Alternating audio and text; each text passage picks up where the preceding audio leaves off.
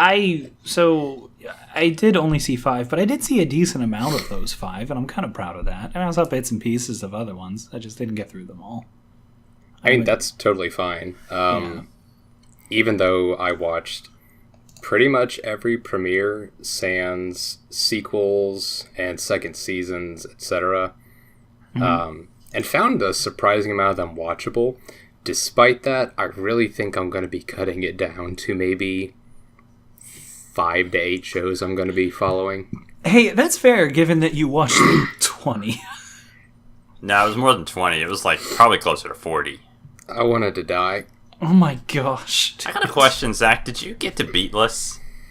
Just wondering. No, I didn't actually.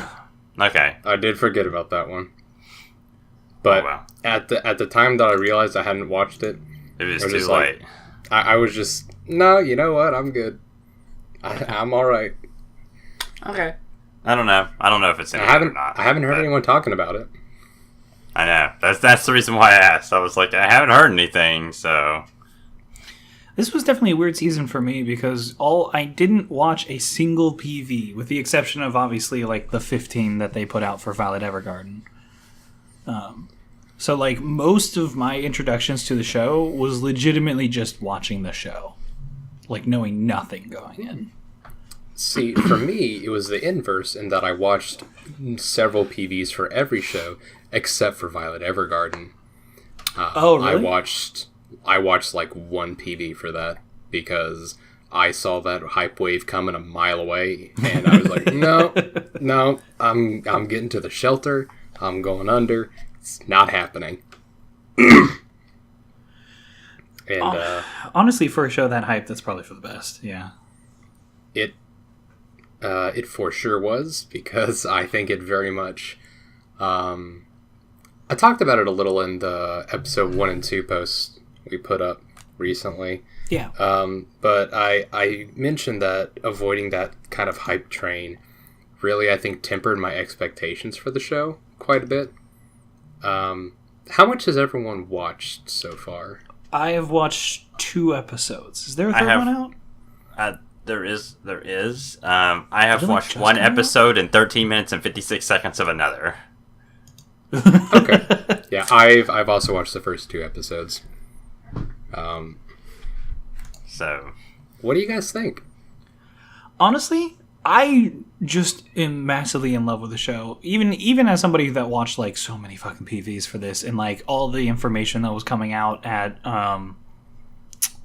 I don't remember the name of the con. The one in Los Angeles that they do. The big one. The big one. Oh, what's it called? I forgot.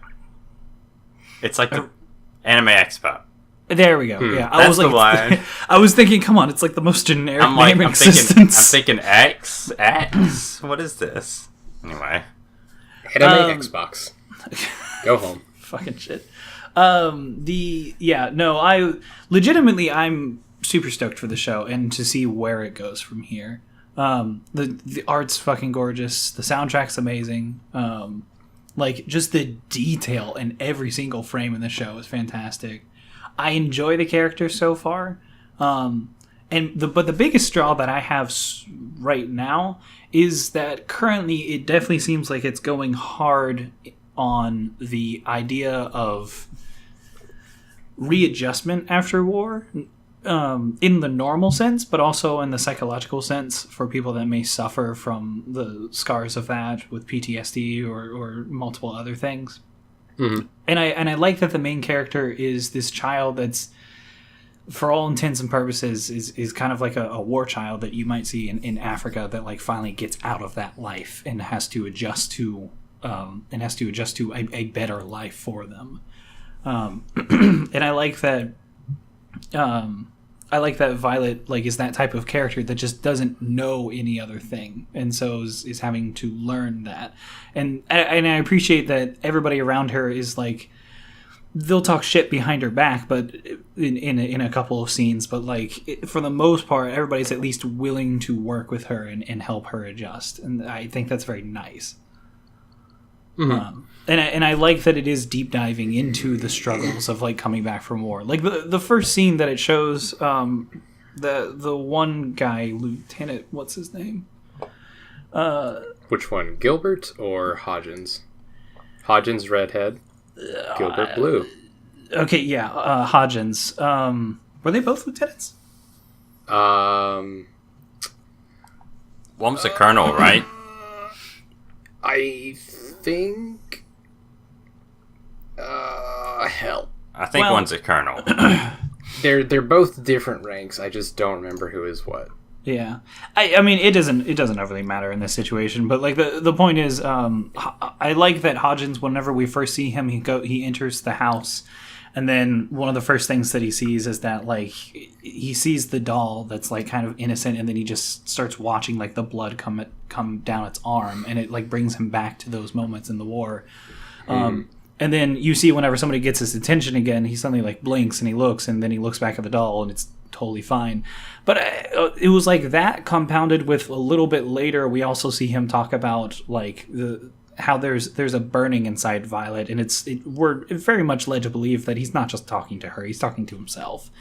And in the fact that he's having to deal with just the horrors and everything that he saw. And he's not doing great, but he's at least working through it. And I like seeing that in him. Very cool. Yeah, for sure. And I think it's doing a lot of cool things, as you've said, in working to kind of deal with this sense of trauma and how it manifests differently in different people.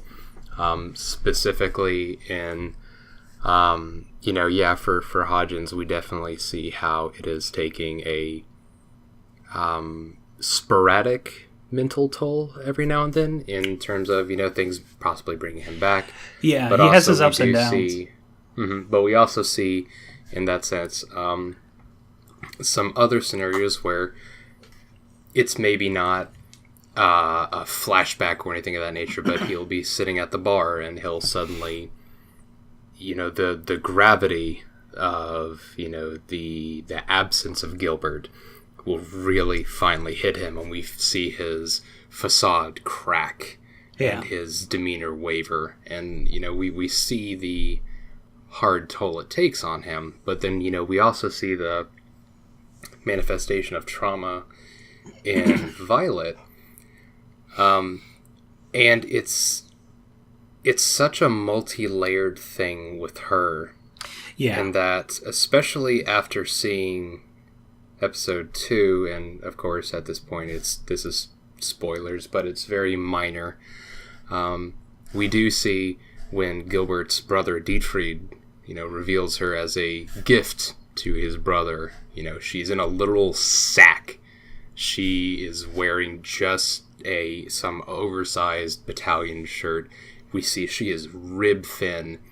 She is bruised everywhere, and we come to realize that this trauma extends beyond just being a child soldier, in this war for about 4 years or so. We see that there is some pretty serious stuff that she's dealt with far before this. We don't know what it is. We can only speculate at this time, but it's not great, and it is clearly, what has affected her in such a way that she is as she is. And I like that we get some good looks at like what that might be in small doses so far. And I like that it was interesting to see, like, because you see it in the first episode in which she is at the mansion and she's being taken care of and these people are being very nice to her. But she feels purposeless because she's no longer in the military. And she constantly wants to be in the military. Like, she wants orders. She wants people to tell her this way and that way. Because as soon as Hodgins stops giving her orders and says, just live your life, you suddenly see her kind of break down a little bit and say, well, just throw me away. It very much seems like she's trying to escape the abuse and terror that she saw, that she had well before the war, with the military that she knew at that point and like gave her that purpose. And so now that she's starting to lose it again, I think it's like a double hit of having to deal with everything she went through in the war, and then having to deal with everything that happened before. Right. And I like that they're showing that in small ways, but they're not. It's a spoon feeding and allowing you to figure it out on your own, and it's not being told to you through some like inner monologue or like Hodgins speaking to somebody at the bar, going, "Well, she's been through this, this, and this." We're able to understand what's going on and just kind of get it in small bits ourselves. Mm-hmm. I think this was very clever of the show. Yeah, it does a very good job of very much showing, not telling, and the fact that it really allows a lot of the show's story to kind of speak for itself, just in the way that the characters interact. You know, it's like you said, we don't have internal monologues, like when, you know, Violet asks Hodgins at the beginning, you know, "Hey, where's Gilbert? Where is he at?" And, you know, he can't directly look at her. He just kind of like slides his hands in his pocket, and he's like, "Well, I've been given orders to take you into custody through him." Yeah, he avoids the question. Yeah. And the interesting thing is, to me, and this is a very slight thing, and I've been thinking about this ever since I wrote the post, but there is a part of me that thinks they have avoided this so hard, and the obvious thing is to think that Gilbert is for sure dead, and part of me thinks he's actually not dead, because even in private conversation, Hodgins has not said, you know, Gilbert's straight up dead. Now, I'm not saying that there is any major thing pointing to the fact that Gilbert's not dead, because he looks super dead. But again, I feel like there's a distinct possibility that he is not. Yeah, that thought crossed my mind a couple times as well. Yeah, yeah. But I think that maybe, I don't know, it seems kind of implied that he's dead, because it seems like kind of like it's a well-known fact to everyone else that he speaks to, like, you know, and we even see him use past tense to explain him whenever he's talking to other people. And the thing is, I super want him to be dead. Yeah, I was actually about to say that. Well, because it's kind of like what I get into in my concerns about this show. I super love what the show is doing so far. It is a very slow burn with a lot of good character development. I think it's fascinating. I think this could be a really kick-ass show about, you know, working women in this, you know, burgeoning new society where they can finally get out and do something. It's like yeah, and a personal journey as well of just like overcoming trauma. Well, yeah, and that, but I mean, like, you know, Catalea, you know, one of the auto dolls, you know, says, you know, this typewriter, it's a weapon for working girls like us to go into society and fight and be relevant and actually do something. And that could very much feed into, you know, having Violet find a sense of self. And even though she got into this profession of being an auto doll by wanting to understand what the phrase "I love you" means, I super want it to be that she comes to understand love, yes, but not necessarily in the romantic sense. I don't want the denouement of this thing to be the robot girl learns how to love with her thought to be dead, you know, army commander. Yeah. Like, I would scream, because it feels like, to me anyway, that would be such a massive waste of potential. It would be so hackneyed and just... Yeah, and I agree with you in that one. I like that it does definitely seem like she is pushing that way necessarily, because I think it's good for an initial starting point. But if that ends up being the end-all thing, is that she, like, by the end of it, has a really good cry and comes to understand that she loved him romantically, and then that's it, and we don't get like any other facet of it, I will be very disappointed, especially because like we see it very much seems like her journey is a journey to actually start to understand a little bit more about life and understand a little bit more about emotions and other people. And along that journey, it would be such a fucking cop-out if the only type of love that they talk about is a romantic sense, when she has, or at least is beginning to have, this entire group of people that are surrounding her that are, like, there for her. And it would really suck in that sense. And that's why I kind of agree with you that I kind of hope he's dead. Like, I don't want him to be, like, avoiding her because his brother told him to. I don't want him to be, like, in a coma somewhere or something like that. I think it would just be better for him to be out of the picture, except for a thought for her and a starting point for her to actually develop as a character, rather than her developing as a character for him. Sure. And to be fair, it is. I think it would be totally okay if she did eventually discover, oh yeah, I totally did have, like, some romantic feelings for him in that sense. But for that to be something that she acknowledges and realizes, and then is able to use that to carry on further beyond that. Now, that's not to say that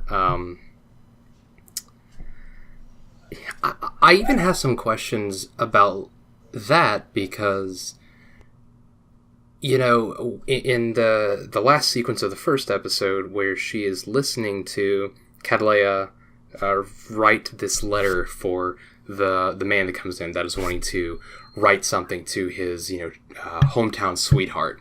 And it has this whole sequence where it's talking about, you were the first person to ever show me kindness, and all these other sorts of things that could be romantic in a sense, but could also just be this sort of platonic kind of love, this very familial sort of thing. And, we also get simultaneously those flashbacks of, Violet and Gilbert in the trenches and things of that nature, and seeing them in that sense. And so many of the looks that it feels like Gilbert gives her are not necessarily, to me, not entirely 100% convinced as, like, a romantic kind of look. So many of them look pained, as if he is sad and disheartened that she has to be in this kind of world. Yeah, he almost like a, I don't want to say necessarily like fatherly kind of thing, but in that sort of quadrant of things. Right. Yeah. Almost like you would expect, like not necessarily a father, but maybe like a brother or something like that, to just be like my someone that's not like authoritarian over you in some fatherly way, but just worried about this person that's, like, in dire need. Yeah, exactly. And I would love, and I think that would be interesting if that letter did basically foreshadow that. That's initially written, where it was very ambiguous with its terminology, or at least it seemed to be. I always have a thing where it's just like, in my reading of it, right? Yeah, and especially you also have to take in that it's not the original language, and you're just like, okay, well, what was meant by this scene then?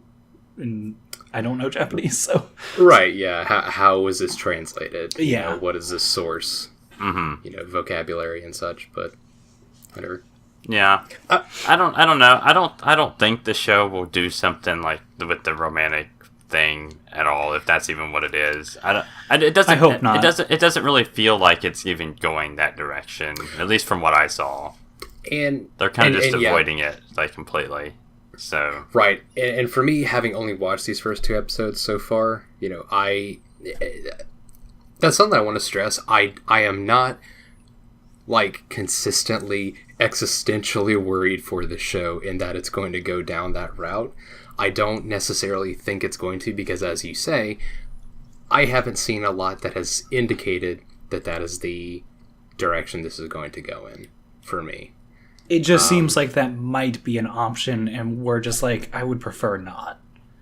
Right, yeah. It's like, it's not like this is Suka or something, where that shit's telegraphed pretty hard. There is a lot open-ended here. Yeah. It just kind of feels more like Violet's trying to figure out who she is. Like, that's kind of what I got from it. And I don't know. There's a lot of scenes that indicate that. So, yep. It's pretty good. I like it. I think I actually like the show a lot. I don't really have much to say beyond that. It's I like it. It's good. KyoAni does it again. Yeah. I like it. It's good. It's pretty. It's not my favorite thing in the season, but it's good. Outside of our discussion about like romance or not, there's really not anything in the show that I do not dislike. I know that people online are not exactly sold on the slow burn of it, but I mean, I personally think it's to the benefit of this show in that like, if people were coming in expecting like massive drama and like or like a whole bunch of like recalls to like her past life in the military and like explosions and shit like that, I feel like they're going in with the wrong idea. Because like, especially whenever I look at like some of the initial PVs that they put out for the show, it's very subdued. It very much seems like a more of an emotional journey rather than like this big haughty journey that this person's going on. HAUGHT.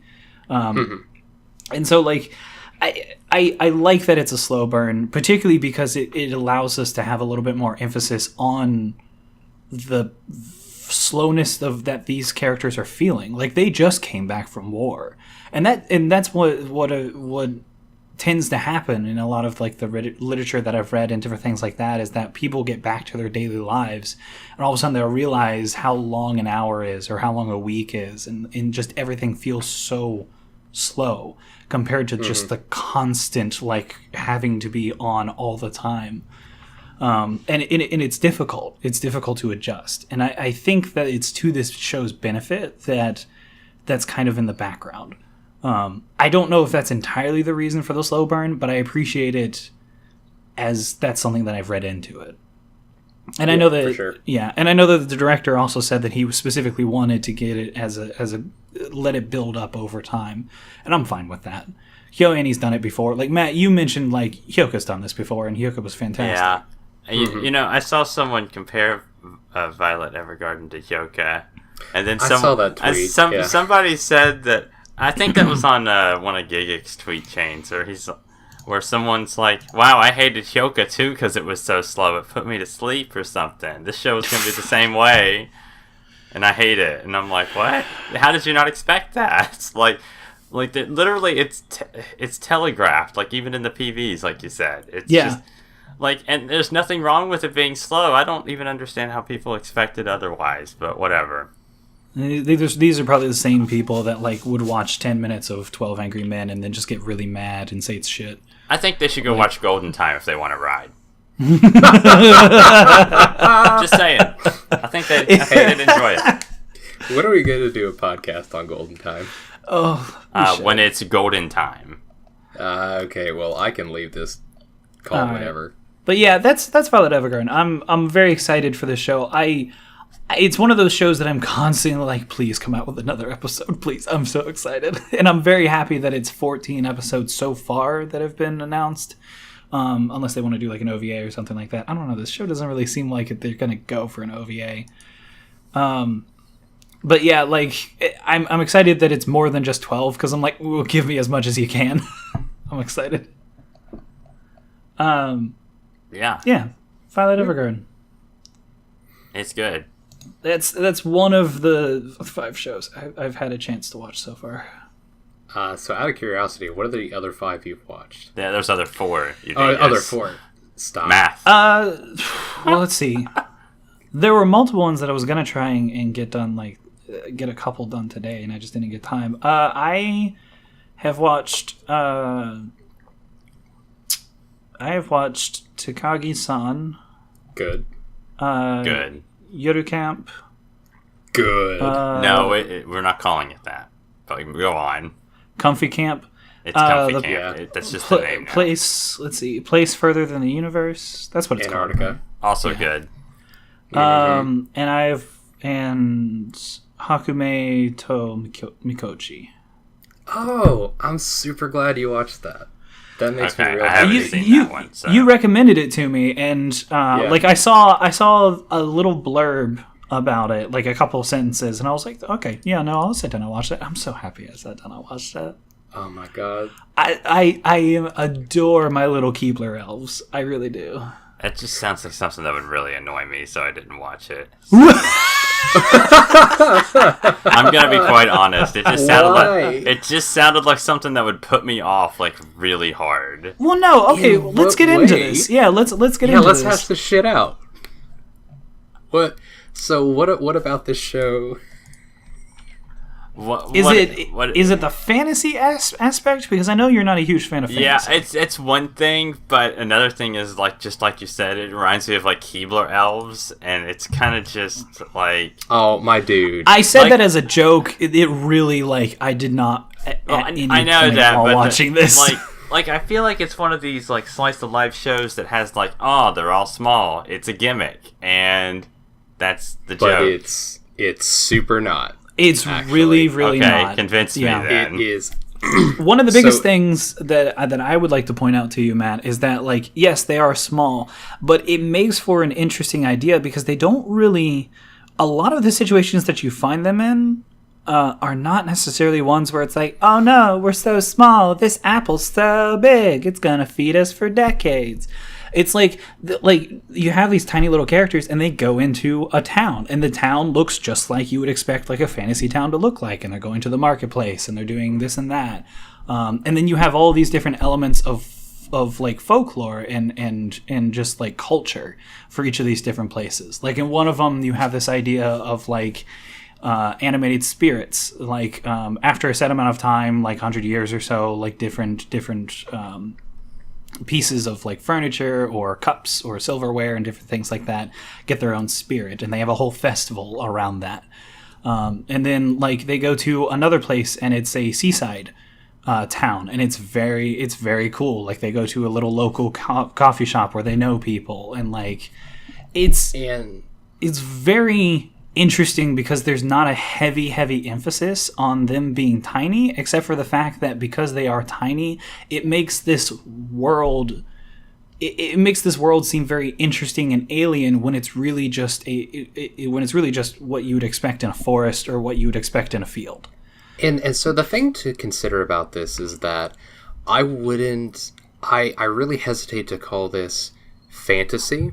It's because really it gives off such a distinct connotation, very specific feel. There's I would no say this swords. Is more like I'd say this is more like a fairy tale, or like Wind of the Willows shit. In Wind of the Willows, or even like comparing to something that we know like Jinrui, where it's very fairy tale-esque. Yeah, okay, that's not a terrible comparison.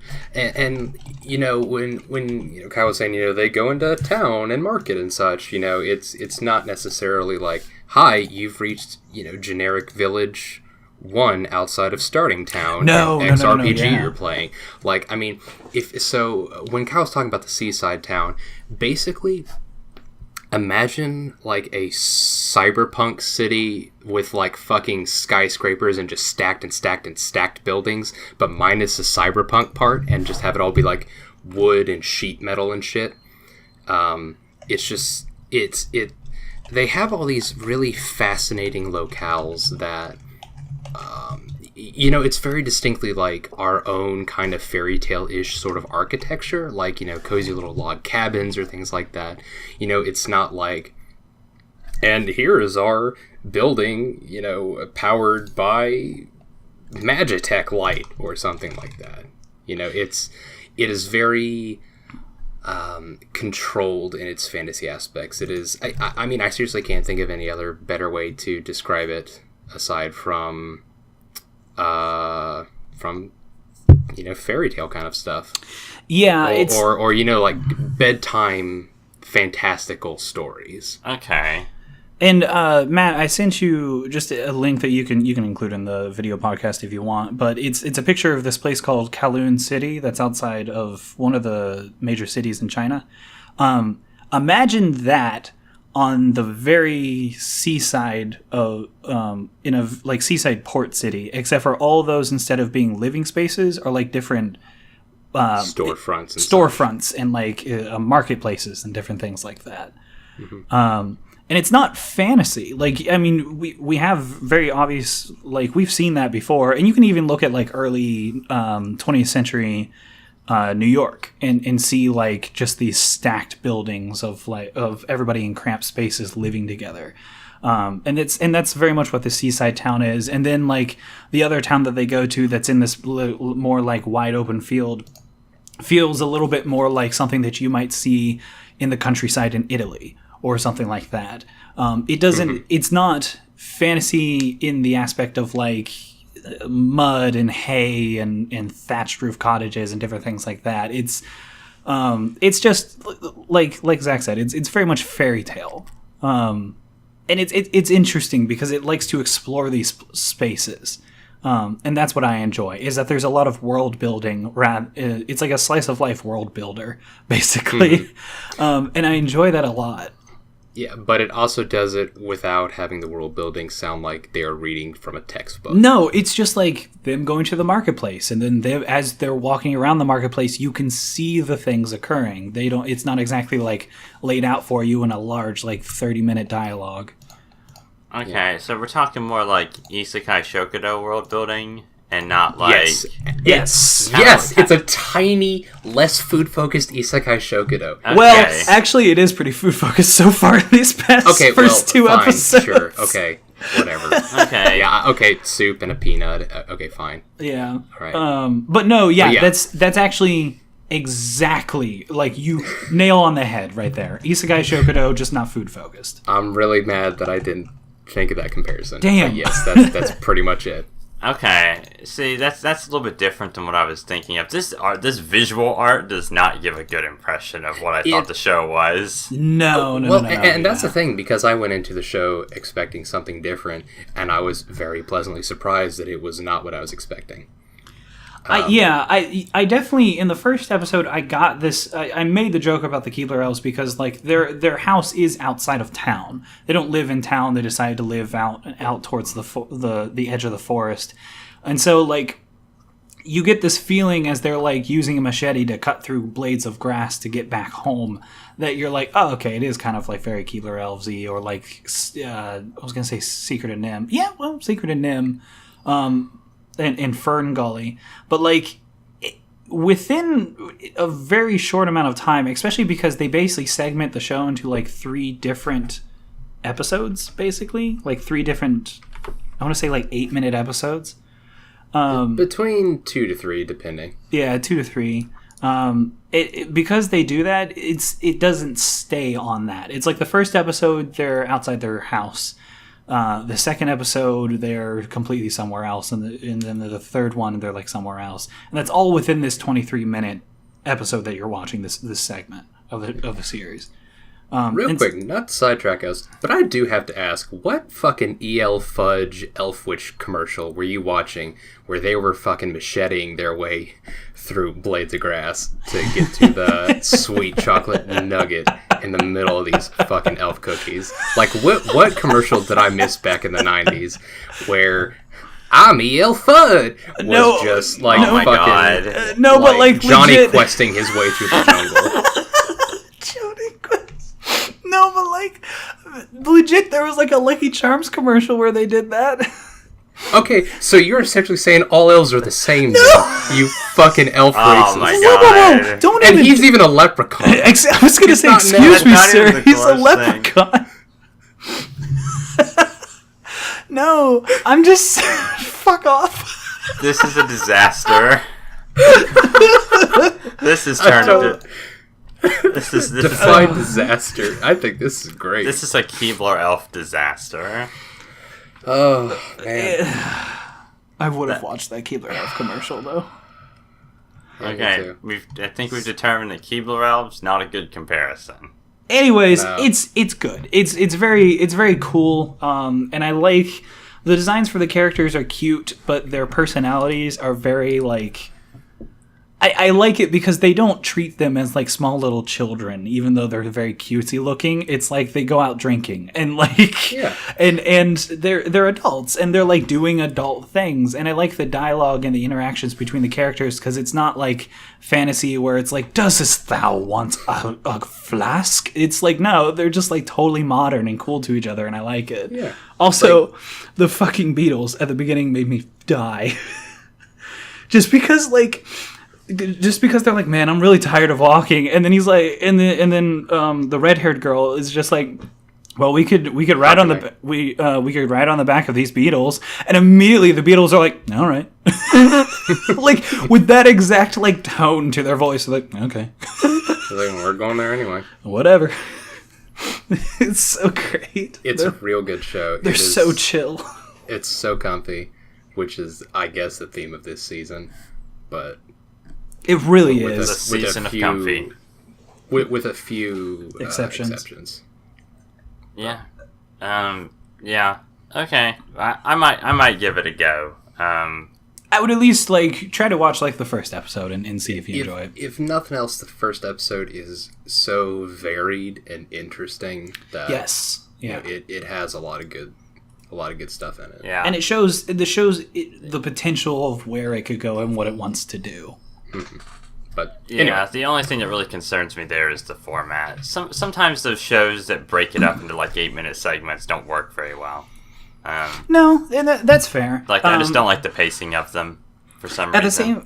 At the same time, I've seen a lot of incredibly celebrated works that take that short form approach, and that works so well for them because it forces them to say what they want to say within the short form format and not like. Not embellish it too much.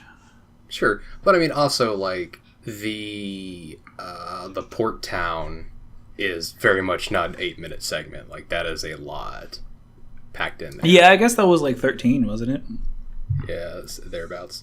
Anyway, and I also like that like while these are short form segments where it's just like this is a tiny little bit of their life or whatever.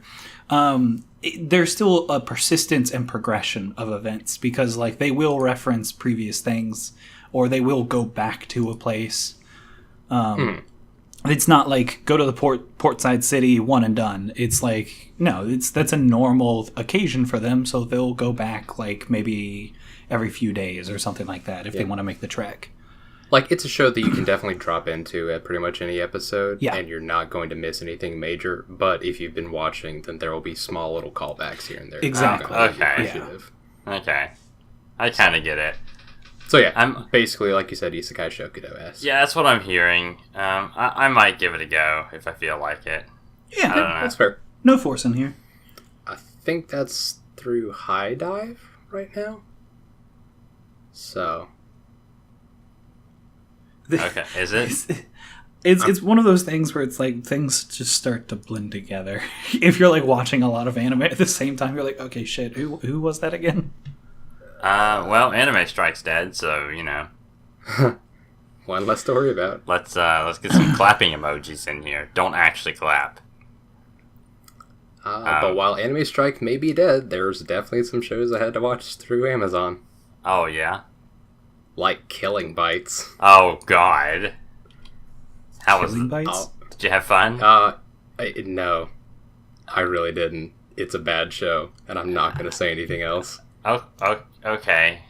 I mean, I'll say a little more, I guess. It's a really bad show, and it's kind of like I thought you were just going to leave it there.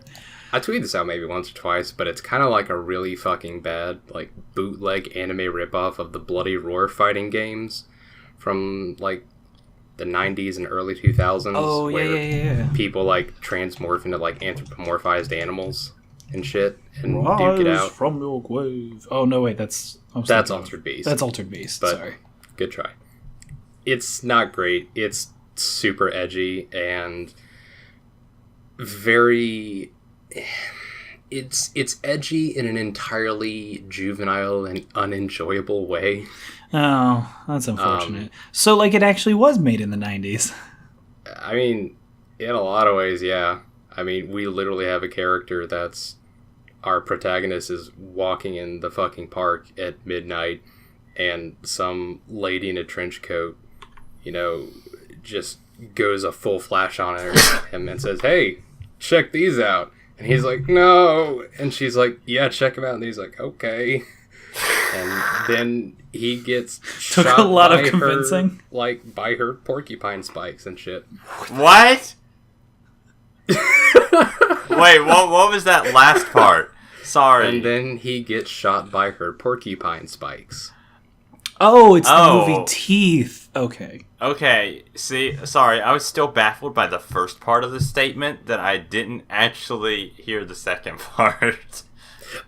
Like, the thing is, it is a show that I would laugh at, but it's also not good enough for me to even take time out to watch it to laugh at it.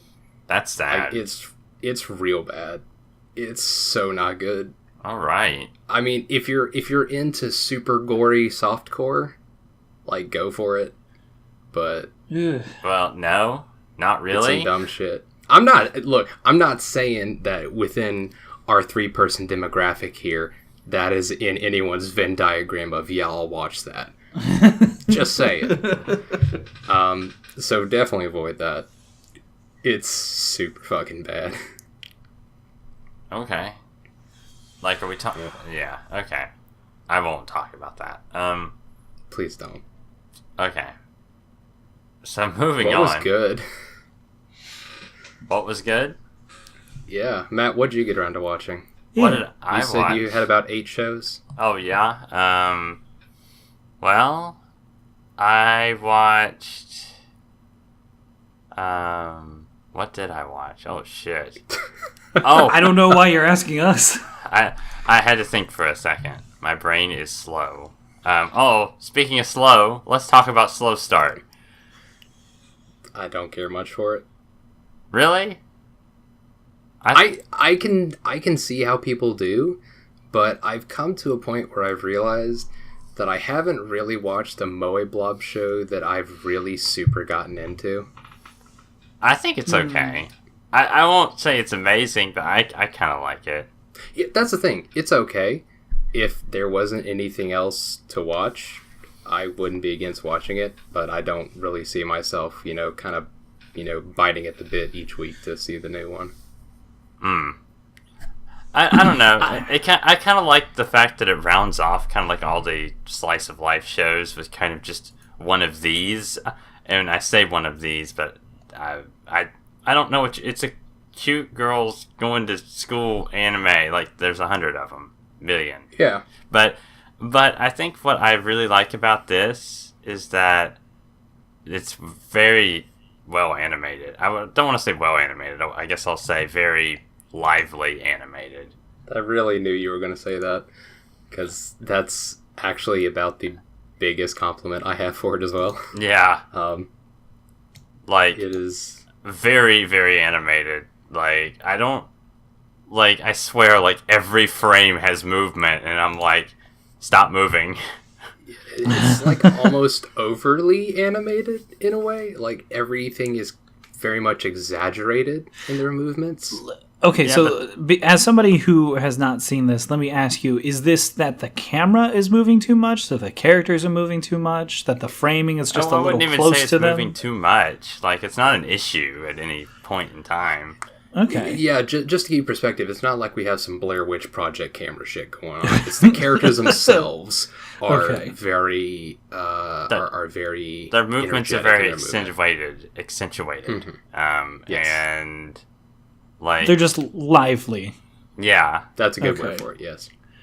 Okay. This was one of those that I was literally about to start, and then I actually decided against it. Not for any reason. I haven't seen it. But so you're just getting off to a slow start.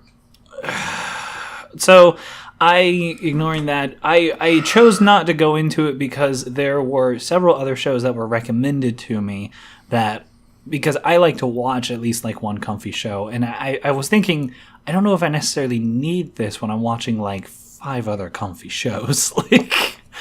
So it didn't immediately, in like a quick little 2-sentence paragraph synopsis, it didn't initially grab me because I was like, okay, I could watch this and I'll probably enjoy it, but I feel like there are things that I could probably put more time into. Yeah, I mean, if you're already watching Comfy Camp and A Place Beyond the Universe and Hakumei to Mikochi, you know, if you do need another comfy show, sure, Slow Start's a good place to go to. Yeah. But that's if you really need another fix of that. In my book, anyway. I don't know. I kind of like the theme that Slow Start has going for it with the, you know, the girl, like, finding... Has a slow start. Yeah. I mean, that's why it's called Slow Start. You know? Because... well, what's legitimately, like, are you guys fucking around? Or no, there's like a legitimate reason. Like, she got held back a grade. Did she get held back? Or did she got like sick and missed exams or something, and then she couldn't get into high school. That's right. And 2-sentence paragraph says she was a year late in enrolling. Yeah, something like that. Yeah, it's explained in like the second episode. Why. It's not that she necessarily failed out. It's just that she missed a year. So like all our friends moved on, and and so she's forced to like kind of be in a situation where she has to like make new ones. Yeah. Mm-hmm. Okay. Something like that. I'm interested in that, like, when I get done with everything else, that because I have by no means those are my 5 that I've picked, and I will not watch another one. It's by no means. It's just I just didn't get time to get to the other ones. So when I get, I think given what this show is and what the show seems to be, and what you guys have said, it would probably be one that I'll get around to it, but I'm going to get through some other stuff first. Yeah, and I mean, that's fair. Like, you can put it on the back burner. Bring it to a slow simmer. You gotta help me. We can stop. No, we can't. This anytime. But we just got started. We can come to a slow stop. I swear to Christ. Okay. All right. So that's slow moving start. on. What's next? All right. Guess what? To pick up the pace. What else did you watch? I watched Darling in the Franxx. Let's talk about that. I really wanted to sit down and watch that, not because like I find the whole concept fascinating as much as everyone talking about this show, and I'm just like, maybe I should watch that. What a fucking weird show. This is kind of a complicated show for me. Yeah. Because, well, I say it's complicated for me in that everyone kind of has like this thing with it where they thought the first episode they think it's a cool concept, and then the second episode introduced some stuff that people are like, that's kind of weird. And then, but for me, it's kind of like, it's not as problematic as it was made out to be. Like when I was reading like comments about it, I was like, I see what they're talking about. Like I see where you get that, but it hasn't like progressed enough to make it. It kind of seems almost over exaggerated by the way people worded it, like the impressions that I saw. I was like, so what is it? No, you were like, oh, I was just like, I don't know if people are like over exaggerating just their impressions because they're just impressions, or if they're like if this is like something that they see that I don't, or maybe I just don't see as much of it. I don't know. Okay, so I guess somehow on the times I've been active on Twitter in the last week or so, I've somehow not found or seen these conversations. What specifically are folks saying? Well, what's weird to them? Because like I watched the second episode and there was a lot of kid ass. I mean, tight suits. I mean, there's that, but it's not like a lot of fucking G Gundam skin tight teenage ass suits, which was really kind of uncomfortable, like a lot. Okay, I mean, there's that, but like, okay, I'm trying to think here. So, I mean, there was some of that, which that's some of that. I don't think there was that much of that. But depends. All right, dude. I've seen an image or two, and it seemed pretty in your face about that shit. I mean, literally. It is. Some of that shit is detailed far beyond it needs. There's no reason for that at all. Which it's very much an A1 Pictures kind of thing. But okay, all right. Let's back up for a second. Let's back up about 3 steps. Because, all I was saying... I think you have offended him, Zach. No, I'm not offended. It's just that there's a couple of, steps I need to walk through first. Sure. So, to break this down, one, I don't think it's actually an A1 Pictures problem. I actually think that it's more of just the director's style. He's an original Gainax director that did, oh, boy. That, did, he's a director that did, Gurren Lagann and stuff. And I realize that that's not, sexual, but... Well, no, but hey, listen, they kind of lumped all their sexuality onto one character. It doesn't make it better. So I don't know. Yeah. But I'm just saying, this is the kind of, origins that this director has, so there's going to be a lot of shots that are framed like that. And I'm not saying that that's right or wrong. I'm just saying that that's just how some of these shots are going to be. Second of all, Darling in the Franxx seems to be more on the sexual side of discussing things for some reason. I'm not really sure why yet. I mean, it's kind of built into the plot, I guess. I've heard some things about it that I thought sounded very interesting. It is genuinely interesting with pistol and stamen and parasite kind of terminology and such, and I'm very curious as to how they build the plot around that stuff, and to why we have this sort of terminology that has kind of cropped up in this particular world in that sense. Mm-hmm. Yeah. Yeah, I just think that there are some shots, like you said, that are just very accentuated for no reason. And I think that is partially due because, Gainax is known for tits and ass, let's be honest. That's kind of what they did. Gainaxing is a term. Yeah, and so that's what they wrote about. They wrote a plot that's based on sexuality to some extent. And but besides those shots, I don't have any problems with the overtness of the sexuality. I know a lot of people were talking about it's the doggy style position in the Gundams. Why are they riding their partner like that? And I'm that's part of the show. I don't know. I didn't really think that was a big issue. I didn't really see an issue with that, but it's part of the show.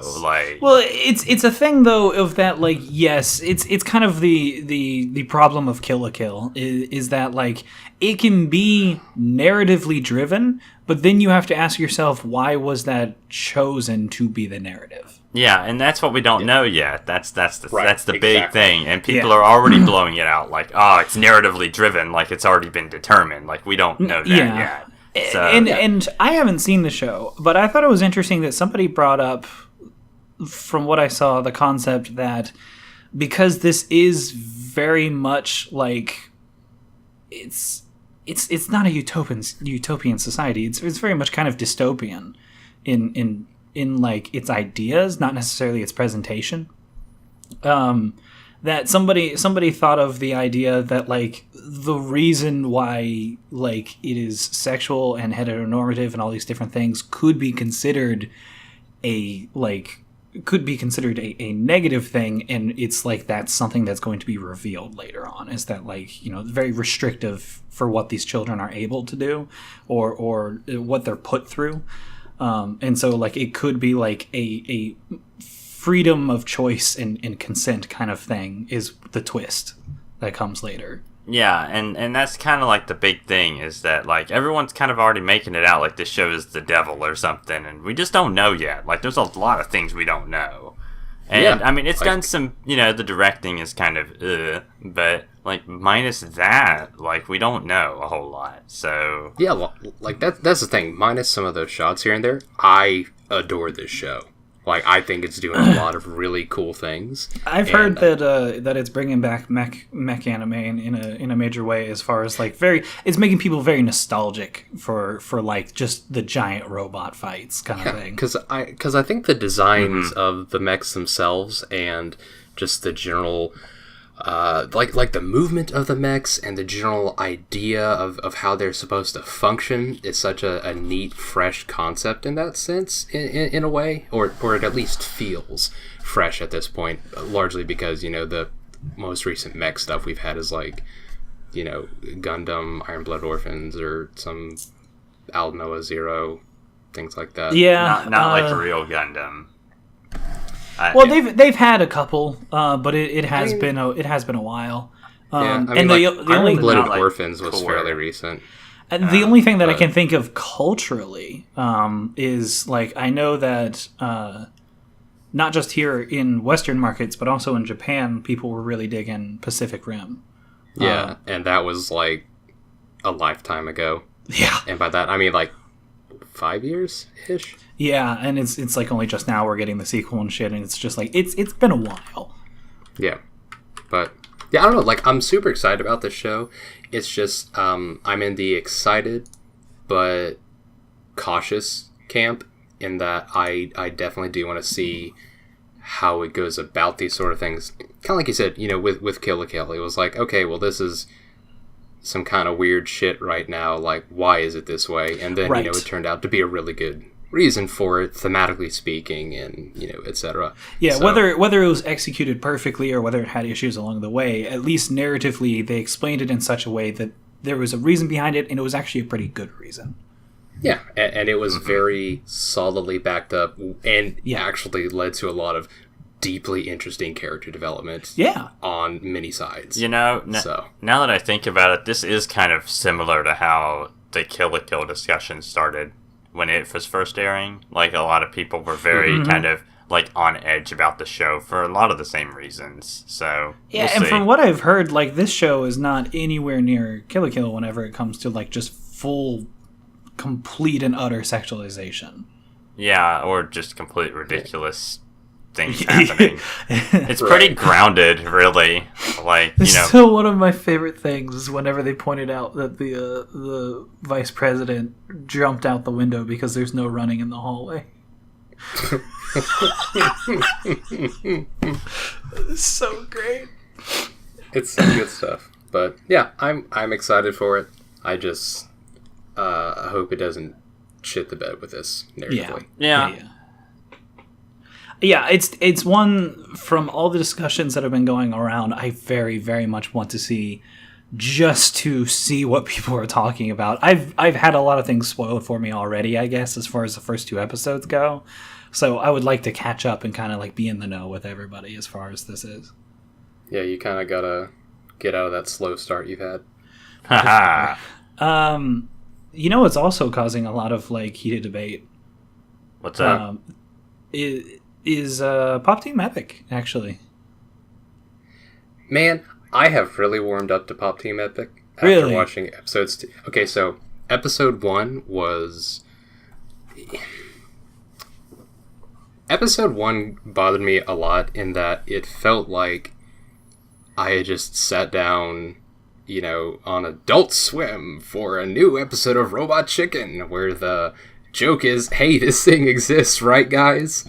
Like, it was a bunch of not terribly funny referential humor. Yeah. Like, I mean, some of the punchlines were, hey, here's a fidget spinner, or, hey, this is the opening to Skyrim. And it's like, okay, cool. It's funny that you mentioned that, because a lot of the non-humor that it uses in this show reminded me a lot of whenever I was a kid, and when I would stay up late and watch bits and pieces of Super Milk-chan. What? I don't have any experience with that. I don't even know what that is. Oh, fuck, am I the only one? It was another one of those that's just fucking bonkers out there, and like a lot of the humor in the show, I would argue that it's not like the most amazing of shows. Not like some of the stuff that we can get now, but like it was at least interesting because it was like being incredibly it was satirizing everything. It was unapologetic about what it did, and it's like its main character was this tiny little baby child that cursed more than a sailor. Like even in Japanese was just like the worst piece of trash in existence. Yeah. And like a lot of the humor that came out of it was like you would expect a joke and then they would just move on. And you're just like, what? Wait a minute. Or like you would expect like a funny punchline and then just somebody brutally gets ripped apart and dies bleeding. And you're just like, what just happened? Okay. And a lot of the stuff that I've seen so far of like bits and pieces of the show, it kind of reminds me of that. Where it's very like, it's intention. It's trying to be referential in the first episode, but I also heard that it's also trying to be incredibly like setting you up for humor, but then throwing a couple curveballs. Like, kind of a little bit here and there. Honestly, this is kind of a sense where I feel like episode 2 would have been a better episode 1, because starting episode 2, and also in episode 3, there's a lot more actual skit-based humor in a lot of senses. Which is what the manga seems better known for. Yeah, and it's... Like, it was really funny. I watched episode 3 today, and there was a skit where, they got a piece of fan mail, and they opened it, and it was basically like, hey, like, Pop Team Epic is cool, but can you guys stop with the shitty referential humor? and the one that wasn't reading it was like, that really got me in the heart. And then they started like, yeah, okay, cool, we get it. That's clever. Just moved on. Like, it was really genuinely like, okay, that's pretty funny. And, it's, I haven't had any crazy, like, laugh out loud moments, maybe like 1 or 2, but episodes 2 and 3 are a huge transition from the first one. It's a huge jump from them playing like a distorted version of Zen Zen Zen from Your Name, and having the poster there and then something exploding, and then in the next episode actually doing a full-on a few skit-based humor pieces. Like it's a definite improvement. It's kind of funny because you said that it grew on you, and honestly, while I haven't seen a lot of people say that directly, I'm seeing way more people watching the show and way more people referencing the show on like Twitter and different things like that. It's like, because I know that when the first episode came out, a lot of people just were not entirely happy with it. But then, like, people didn't stop watching. They just kept going. And I see more and more people, like, continuing to watch it. It's also one of those shows that just is screen cappable like hell. It's basically just a That's walking... true. God, yes. It's basically a walking meme, so everyone... Well, yeah, memes, it's like... So... Even some of the small bits of video that I see, yeah, like the fucking marimba. It's super good. That fucking Hawaii 501. It killed me. I don't know. Yeah. Like, I haven't seen episode 2. I'll give episode 2 a go, I guess. I was not a fan of episode 1. I just watched it and I was just like, okay. Yeah, and I moved on. It's very different. It's definitely worth at least giving episode 2 a try. And if episode 2 is not your cup of tea, probably don't bother with the rest. Okay. Because, I don't know. Comedy shows are tough. I'm very picky, apparently, is what I'm realizing. Well, and comedy isn't necessarily universal for everybody, too. It's very difficult to make a comedy show that pretty much everybody's going to enjoy. And the ones that have done it, like, are the ones that, like Nichijou, in which, like, just the humor itself is funny regardless of if you even know the Japanese language kind of situation, where it's like, all you have to do is just visually see it, and you can find it very funny, just because it's very much more open to, like, slapstick Looney Tunes style. Whereas a lot of comedy shows nowadays don't necessarily fully rely upon that. Mm-hmm. They kind of wordplay, verbal gag, and yeah. So I think that definitely is something that, like, it's probably not going to be for everybody. Yeah. And again, it's not the funniest thing I've seen. It's not my favorite thing this season. but it's also 12 minutes. I'll watch it. Yeah, unless you want to really watch 12 minutes. Well, unless you want to watch the alternate version in which they just have different voice actors, right? Now, okay, yeah, except there were a few slight differences in episode 2. Don't you dare say this.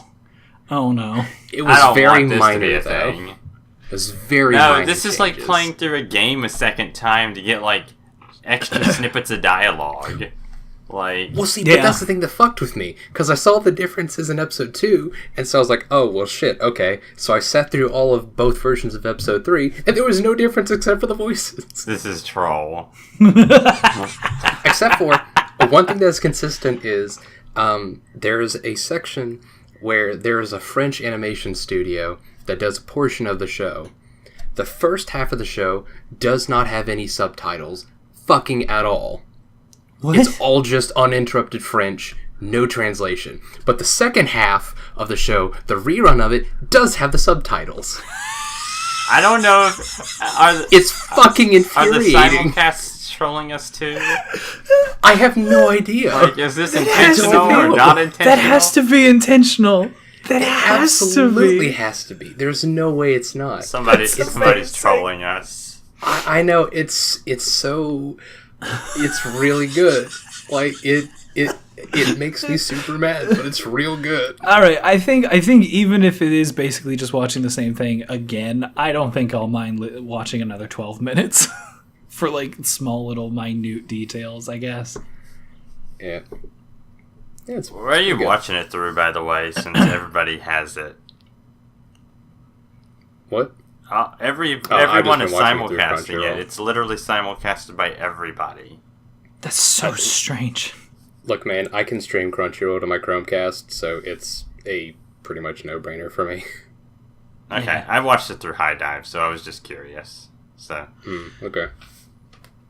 Actually, now I'm curious as to whether or not High Dive's streaming of it would have the subtitles in the first run. I'm not going to do this to myself. But You're going to end up watching Sorry. the same skits like 4 times. But what if they truly go like 5 levels deep here and they only give subtitles to certain licensors? Oh my god. I can't think about this. You have to stop. We can't do this. We have so many other shows to talk about. We gotta move. Okay.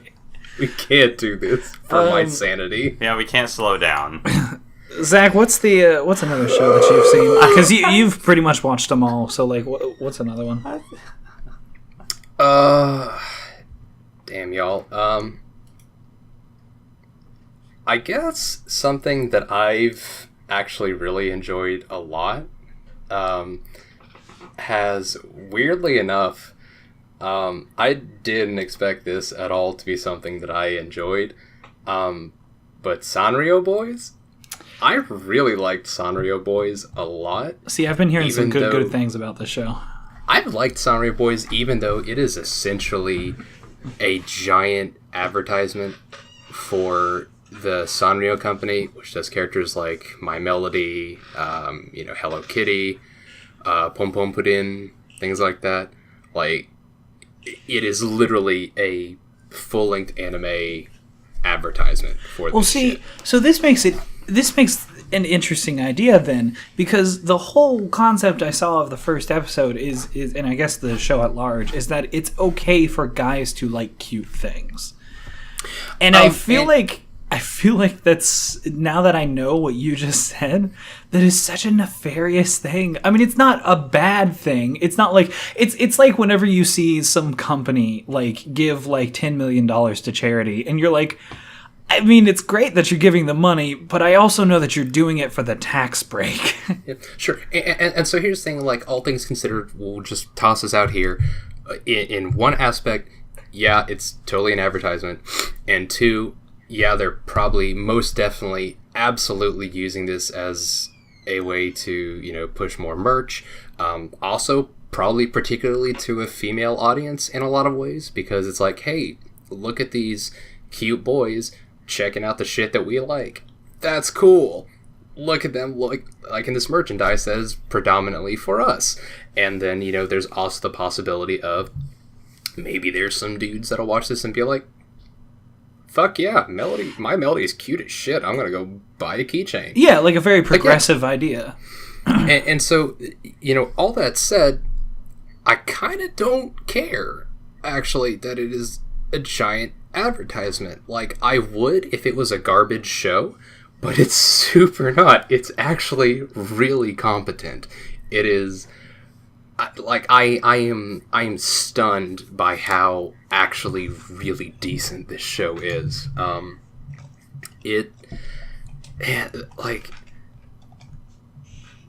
Essentially, the whole premise is, this kid, his grandmother got him this big pom-pom purin doll. It's this big yellow dog with, like, a little brown beret on top, and it's cute as hell. Oh, yeah. And I'm looking at pictures right now. I kind of just want a big fucking plush to just, like, lay on the or tactic something. is working. I know. It's a problem. And so, essentially, like, he loves this thing, and then, he starts getting bullied at some point, like, hey, you like this thing that's for girls, dude. And, Kota likes girl stuff. And then, of course, he's like, no, I don't! Shut up! And, there's, I guess, spoiler alert. It happens real early in the first episode. We'll just get out of the way. So if you don't want to hear spoilers, go ahead. But his grandma fucking dies. I already knew that. I didn't. Oh my gosh. Like there's this thing in the part where, he throws the doll away and his grandma's like, oh, let me patch this up. And he's like, no, I hate Pomper and I hate you, Grandma. Oh and my god. Man. And then his grandma gets sick. And then he thinks she's going to get better. And he's like, okay, I'll go talk to her tomorrow and say I'm sorry. And she fucking dies. Oh my god. And as a result, he never goes back to that doll. This is some deep cuts right now. I know, and I'm sitting here watching this, I'm like, what are you doing to me? Like, what are you doing to me on the first episode of this show that's supposed to be about boys liking Hello Kitty and shit? Yeah, and, like, what optimism. the hell, man? And, it's really this catalyst for him to kind of come to this reckoning that, I mean, this stuff was very important to him. And by the end of the second episode, he really gets to this point where he is comfortable enough that he can kind of push aside a lot of these toxic perceptions of masculinity and things of that nature, specifically in his case, and be like, yeah, I love this shit, like, a lot. And it is more so than just, guys can like cute things. It is a much larger message of, you should never be ashamed of loving, what it is that you love in that sense. If you like something, don't feel ashamed to talk about it. Now, of course, there are some things that, if you like them, that is a problem.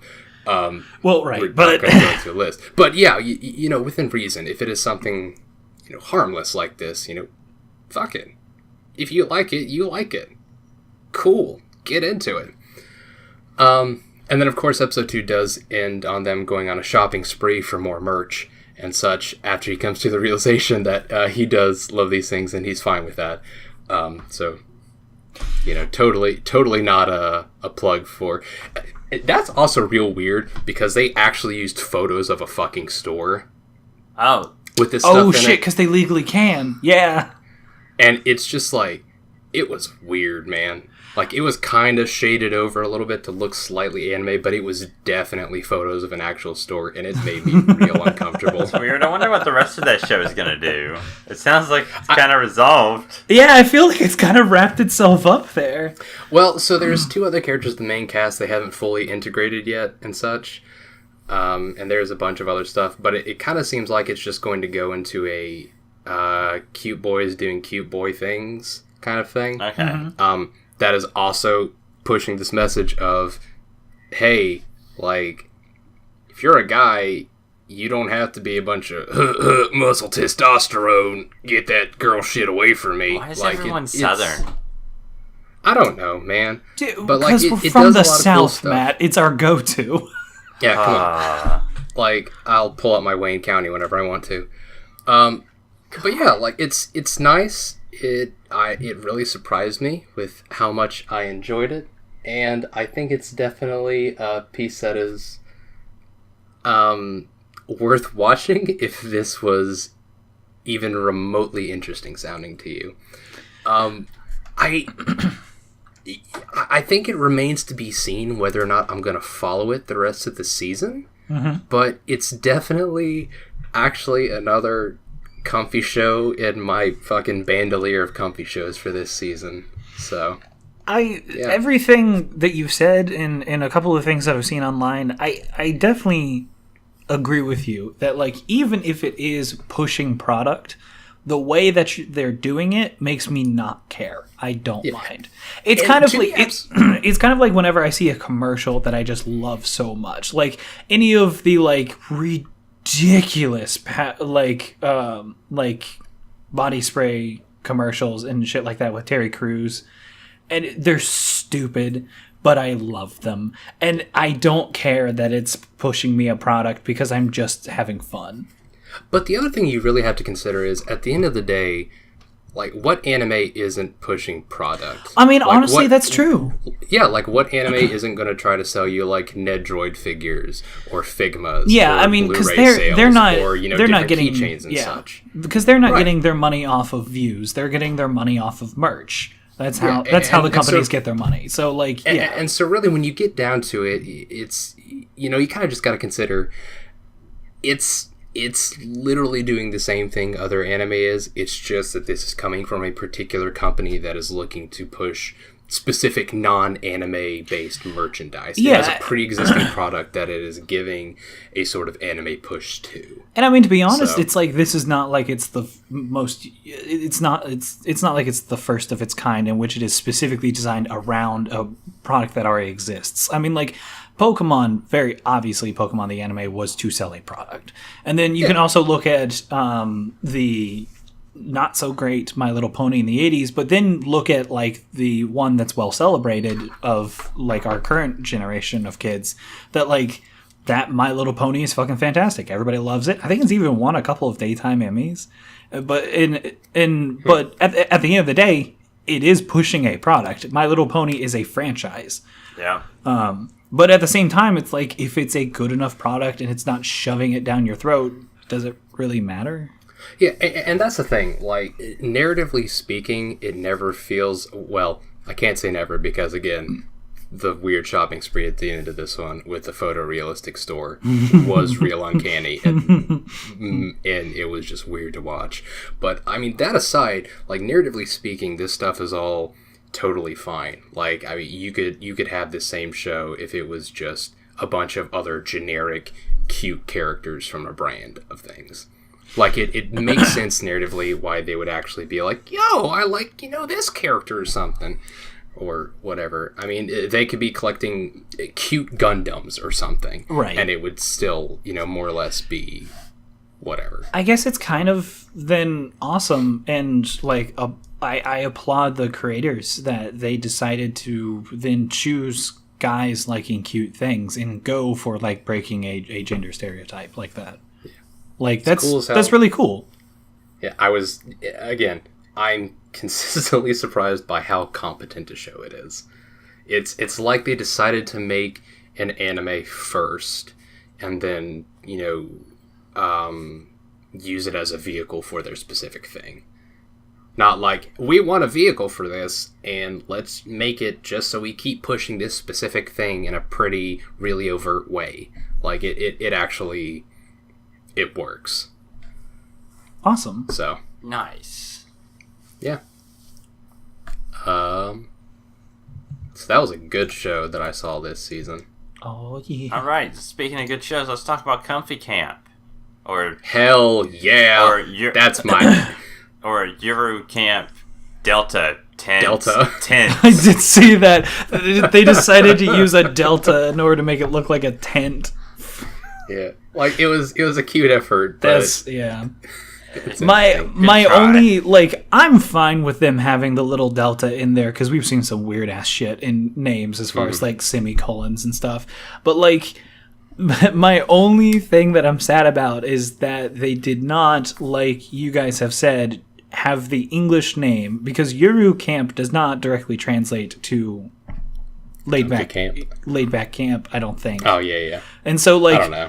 It's such a failure that they decided to go for laid back camp instead of comfy camp. I think comfy camp would have been great.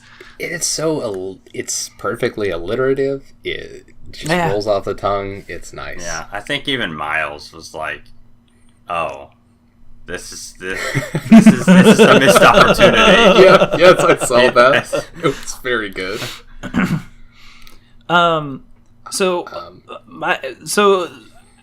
I would like to talk about my experience with this show, but like first off, I do want to I do want to go through that. Like right off the bat, this show's gorgeous. It honestly is. I don't know who they hired to do all these fucking backgrounds, but I love them. I love them so much. I have some wallpapers that I'm using. Oh, I was fucking screen caps from this show. Yeah, I was fucking screenshotting like I want to say every 5 seconds in this show. I was just like, oh, this is so good. And I gotta give compliments to the people that were in charge of direction too, because they allowed you to not only see the backgrounds, but they framed a lot of the characters in like. They were using a lot of really clever techniques of like keeping the character in their tint in the bottom corner and then using this wide expanse of empty space and filled it up with this beautiful background drop and all this other stuff that works so well to not only keep the show about the characters but accentuate the beauty that they're living in. Yeah. Like it frames it really well. Yes. And it does give both the focus on you're seeing the character and what they're doing, but it also gives you the much larger focus of, okay, but this is the environment the character is in. And, you know, whereas in some other shows, having that kind of framing would be like, what the fuck are you doing? In this particular show, it's like, yeah, it makes sense for you to show the rest of this because that is important. That's the focus. It's about being out in nature and actually kind of taking in this scene. So it's very much in a lot of ways putting us in, you know, Nadeshiko or in, you know, Rui's perspective, Ren's perspective. Yeah, and we even see Ren like take pictures and send it to her friend who like doesn't go camping, and she's like, send me pictures because it's always really beautiful out there. And so like it's not just in the background and it's a beautiful background, it's actually a part of the narrative. And that's super cool. That's really cool. It's so very good, and yeah, I mean, the visual direction is incredible. I also really, really love the sound design for this show and the musical direction with this fucking Animal Crossing ass music with the whistling and such. Well, that's what I wanted to bring up. Is that I love it? Yes, and there's a heavy emphasis of folk. Using not necessarily Japanese folk, but just I would almost say like more like Western style, but definitely like American almost folk music. In that they're using a fiddle and a banjo for the backing of several scenes. And in fact, any time that like one of the characters is getting very excited and like running around, specifically the pink-haired girl Nadeshiko. Specifically, there are multiple moments in which she just goes on a fucking tear, and all of a sudden you just hear the banjo player just like fucking like, and I'm like, oh boy.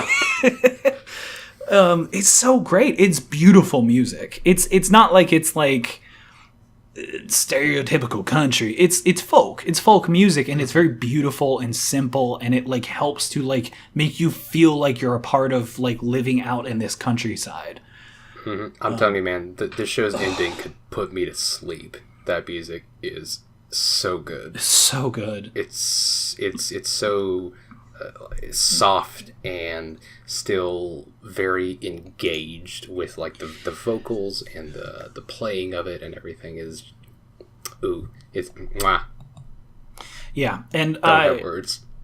I love it. I love it so much. And that kind of leads me into like my experience watching this show has been a good one, but also a not very good one for me. Because on a couple of different occasions, I've actually almost legitimately cried. Like my eyes were watering a lot. God, I thought you were about to say your ears were watering, and I was like, that's a problem. That's a problem. You should go get that checked out. I started bleeding blood out of my eyes and ears. No, it's a mixture of a few things. It's like, one, it is a very beautiful show, and the music, especially being a folk music, and that's something that like speaks to me deeply. I enjoy that a lot. The biggest thing though is that I have been living in Texas for so long now, and it's such a completely different environment to what I'm used to.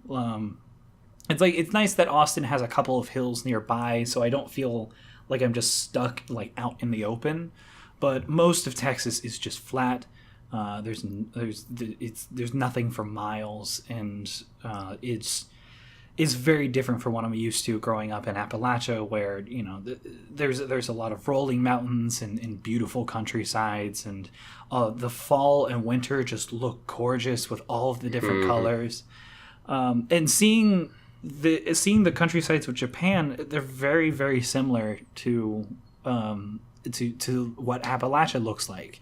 And so like I'm feeling very, I want to go home basically. Oh, God. Every time I watch this show, and it doesn't help that like it's highly, highly accurate in the camping terminology and what they're doing and the stuff that they go through. It's to a T accurate. And growing up in West Virginia, in doing like Boy Scouts and in doing different camping things with friends, and like just spending a week out like in the countryside and in forests and stuff. Seeing them go through the same exact motions of like putting the tarp down, setting up the poles, and like getting everything nice, set, and ready, and then like having a cold night where it's just you in a little camping chair next to a fireplace and it's calm and quiet. That's what I grew up on, and so like having that experience in a show like this, along with the folk music that is very Appalachian and very, very Western feeling rather than Japanese, and having the all these like picturesque and beautiful countrysides, it's just bringing me back to my youth and how much I miss my home state. And so like this show is speaking to me on a level that it shouldn't. But I mean, I kind of get what you mean, and for me, it's kind of at a halfway point, because having grown up in the good, proper, sheltered boy bus, which by that I mean my mom's minivan, taking private school, I didn't have much of those experiences. Like, honestly, despite having grown up in, Appalachia, I did not have a lot of things you would traditionally associate with that. I literally never been camping, so in my perspective, like, whereas all these things are familiar to you, I'm learning a lot, and it's really interesting because having just recently moved again to a particular part of Appalachia that is more specifically suited to these kinds of things, I'm finding myself identifying with Nadeshiko in a really, really strong way, because, I'm in a position now where I'm like, hey, this looks real cool. Like, I like the look of this. This seems interesting. And with each episode, it's like ramping up this kind of desire that I have to actually, I'm here. I can go do this shit.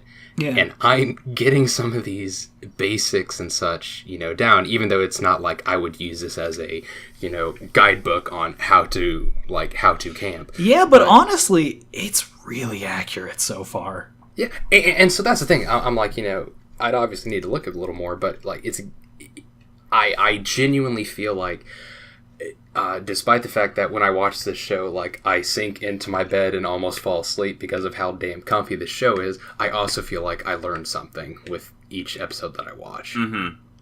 And I like, outside of my emotional connection to this, although it is interesting that I'm like coming into the show as Ren and you're coming in as Nadeshiko.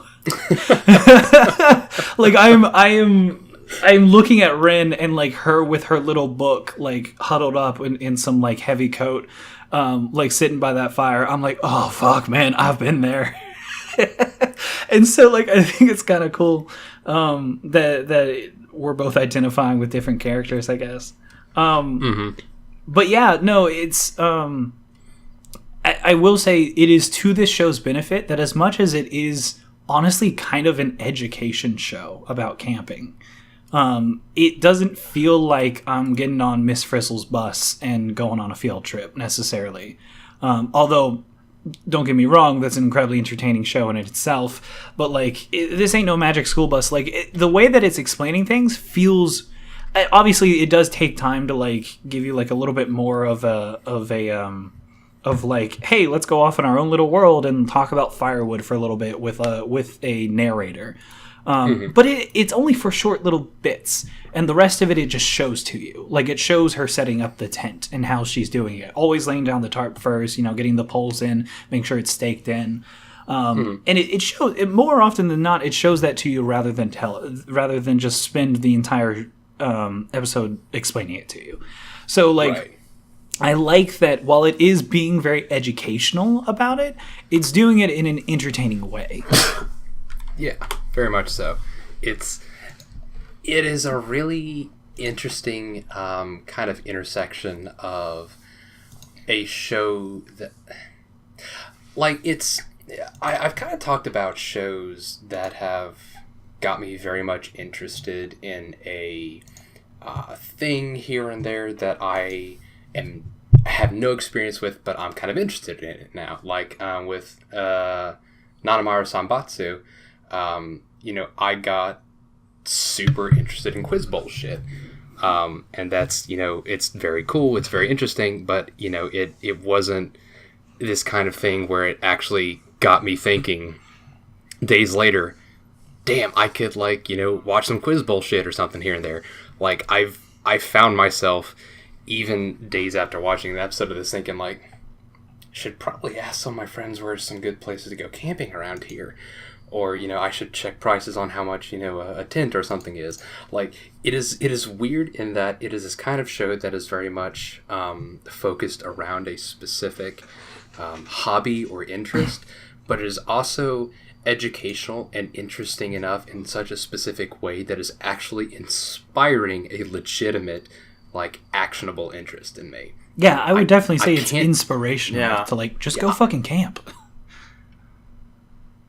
Yeah, I mean, like, Matt, you say yeah, but you also told us today I don't know. That words I like outside are not in your vocabulary. I like watching the show, but I don't want to do any of that.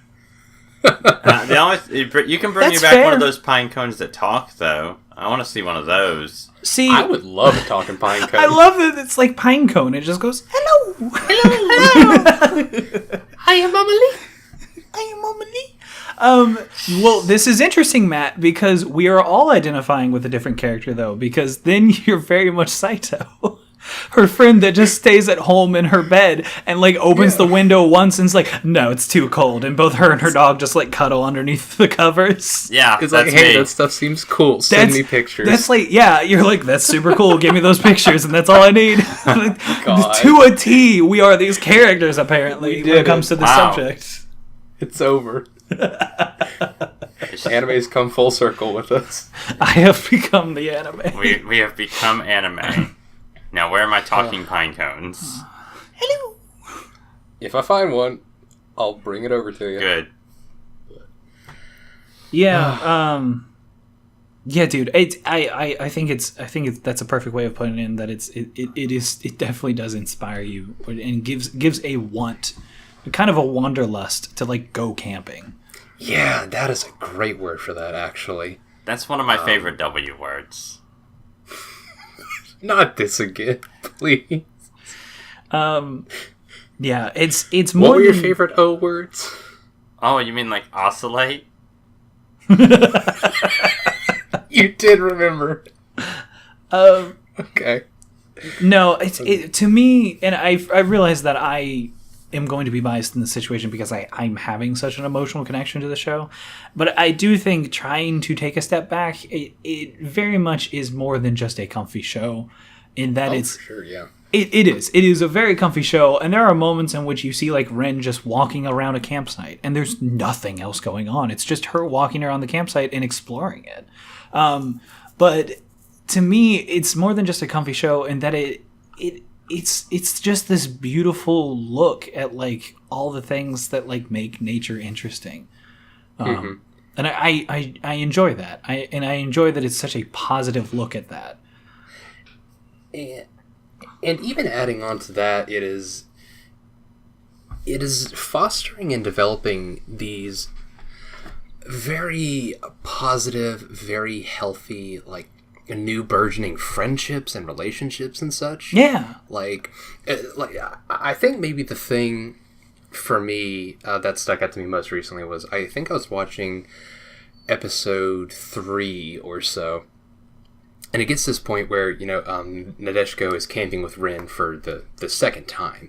And, they are both cognizant of the outdoor activities club and such, which Nadeshiko is already a part of now. And so, we know that Rin is very much into the solo camping thing. And so, Nadeshiko is super interested in Rin's stuff. She's like, this camping stuff is really cool. I'd like to do this with you. Yeah. And... so she gets this point where, they're kind of about at the end of their second trip, and so she's like, "Hey, so we should do this again sometime. If you want, it can be just us, or if you'd like to do it with, a bigger group, that's cool too. But whatever you're comfortable with." Yeah. And so it wasn't really this kind of pushy, hey, you gotta join our club kind of thing. Like, this was actually a relationship, a friendship that respected boundaries. Like, Nadeshiko had learned these things about Rin and was very cognizant of these things and wasn't just, she is often a very bubbly, sometimes pushy kind of person, but she was, able to pull that back in and be like, hey, I know this isn't totally your thing, but if you wanted to, we can. But if you don't, that's totally fine too. And it was a really small thing, and it wasn't like a major focus of the episode, but it really kind of stood out to me in that, it was just this super, very wholesome, very, very respectful kind of burgeoning friendship. I enjoyed that a lot. Yeah, I think there's merit to the way that some shows do it in which, like, Honoka and Love Live's just like grabbing a bunch of other girls in the school and being like, "You're doing this now," and there's humor in that, and it's it's kind of neat to see that because it's like they may not have been like friends at first, but through her actions they're able to become friends and stuff like that, and I think it's kind of cool to have like that kind of setup for Love Live, in which it's just like, nope, we're doing this now, and you're going to be besties with me. But I also agree with you. I think it's super cool that between this and like The Place Further Than the Universe, there's these moments in which they just respect boundaries. It's like they very much want to be this person's friend, and they're totally for it, but they also understand that this person is not normally the type to like. Or at least in the case of Yuru Camp, it's like this person is not normally the type to go camping with others and like tends to be by themselves or with their one friend that they like very much, Saito. And so it's like there's not this like stepping on your feelings and emotions to get what I want. And I like that. Yeah, it's I don't know. I adore this show to such a degree. I think it's probably currently my pick of the season so far. And that hasn't been without a lot of thought. There is a lot that actually really goes into this show. I guess a lot of what you talked about, this sort of kind of nostalgia and this resonance with, my place of upbringing and stuff. So in some sense, I'm probably kind of biased, but this is also legitimately a really very good show. And I also want to point out just expressiveness of the characters and their personalities, but also just in their design, is so good. Oh my god. Is so good. Nadeshiko is the biggest fucking dork on the planet. I died. Holy hell. I died laughing and then had to restart it whenever she smashes her face into that fucking window. Oh gosh, like I even knew the joke was coming. It's kind of like in Gamers whenever that one girl slips on the banana. I know the joke is coming, but it's still funny. It's still great. Yeah. Matt, anything you want to say for last minute? No, I like Comfy Camp. It's fun. Yeah. I don't know. There's nothing much left to say. You guys, I'm sorry. We kind of both went off on just our huge monologues. Covered it. Good job. Yeah. Okay, so what's one you want to cover? Not bad. Here, Just got a little excited about that one. Yeah, you guys got really excited. Let's see. I want to talk about Takagi-san. Can we do that? Oh, good choice. You mean small child brutally tortures her friend? I wouldn't call it torture. It's light teasing. Have you seen the image I shared of him staring at his reflection in the mirror? Yeah. But Kyle, it's teasing Master Takagi-san. This man, this small little boy, has seen so much shit. He's been through so much that his little beady eyes are just darting back and forth, and he trusts no one. But I feel so bad for him. I don't. It's wonderful. Yeah, but I also know, Matt, that you on a wholehearted level, I knew for a fact whenever I saw the character of the girl that you absolutely would be like, this is me. It is me. I feel like that is me on several occasions. It absolutely on is. On several occasions or every day? Both. Several occasions every day. Yes. Yeah, so so what you're kind of the one that turned me on to this show. You recommended it to us, so yeah, I saw the PV for it and I was like, okay, well, it looks kind of funny, but I mean, you're the one that kind of really sold it to me. So yeah, I don't know. I feel like it's I don't know. I there's something about it. It's this balance of comedy, but also I can't really describe exactly what makes this show appeal to me. I just like the character interactions, I guess. No, I like the concept, yeah. And the concept is good. Yeah, the whole idea of this kid being in this existential dread kind of state of trying to one-up Takagi is incredible. And it's very much like you say, I really dig the actual character interactions. They have such a good chemistry together. Yes. Mm-hmm. Yeah. Yeah. The chemistry is really good. And I'm waiting for the time. This isn't going to happen, but I'm pretty sure I'm waiting for the time where he thinks that he almost has her, and then he doesn't. I'm waiting for it. It's gonna come near pretty much every interaction. Yeah, pretty much every interaction, but it's gonna get to a point where you think absolutely 100% that he's finally got her. Yeah, and she's gonna just completely blow it out of the water. It's are near the end of the show. Sorry. I'm talking about just it's gonna happen. Are you essentially waiting for the moment where she breaks him? Yeah. That's what I'm waiting for. I'm waiting for that moment. In a Bane versus Batman moment where she I was wondering what cracks would break his first. Your mind or your body. No, but it's so true though. I absolutely do love that Takagi is just a fucking mastermind of this. That she knows her friend so well, knows him so well, that it's not just pushing his buttons, it's fucking hardwiring this motherfucker to fall into his own traps. Like, there's a kind of beauty to that. It's kind of like whenever you're watching, like, Great Detective Conan or like L in Death Note, just watching them operate and just dominating in a particular sense, and you're just like, that's fantastic. It's just, I feel so bad for this guy because he's not a bad guy, and really it's kind of obvious she's only doing it not just because they're good friends, but also because, you know, she does feel for him in a sense, and so it's like, I just feel bad for him. I'm also picturing them like 20 years from now, and this is still the shit that's happening in their relationship. You know, I would believe it. But what I'm witnessing right now is amazing.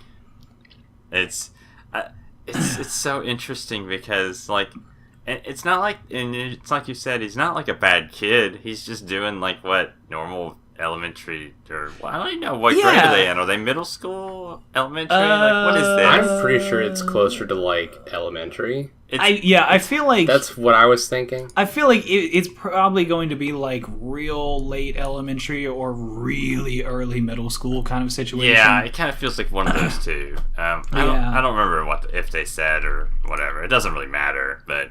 And to her defense, I don't think Takagi is a bad character either. And it's very clearly she's not. It's just she's a little fucking troll.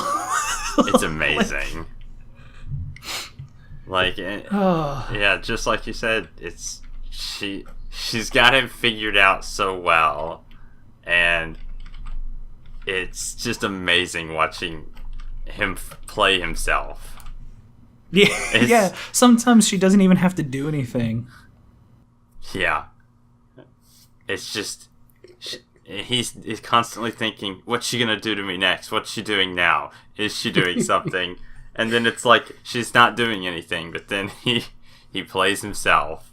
It's amazing. Right. It's just the incredible sense of paranoia he gets out of this it's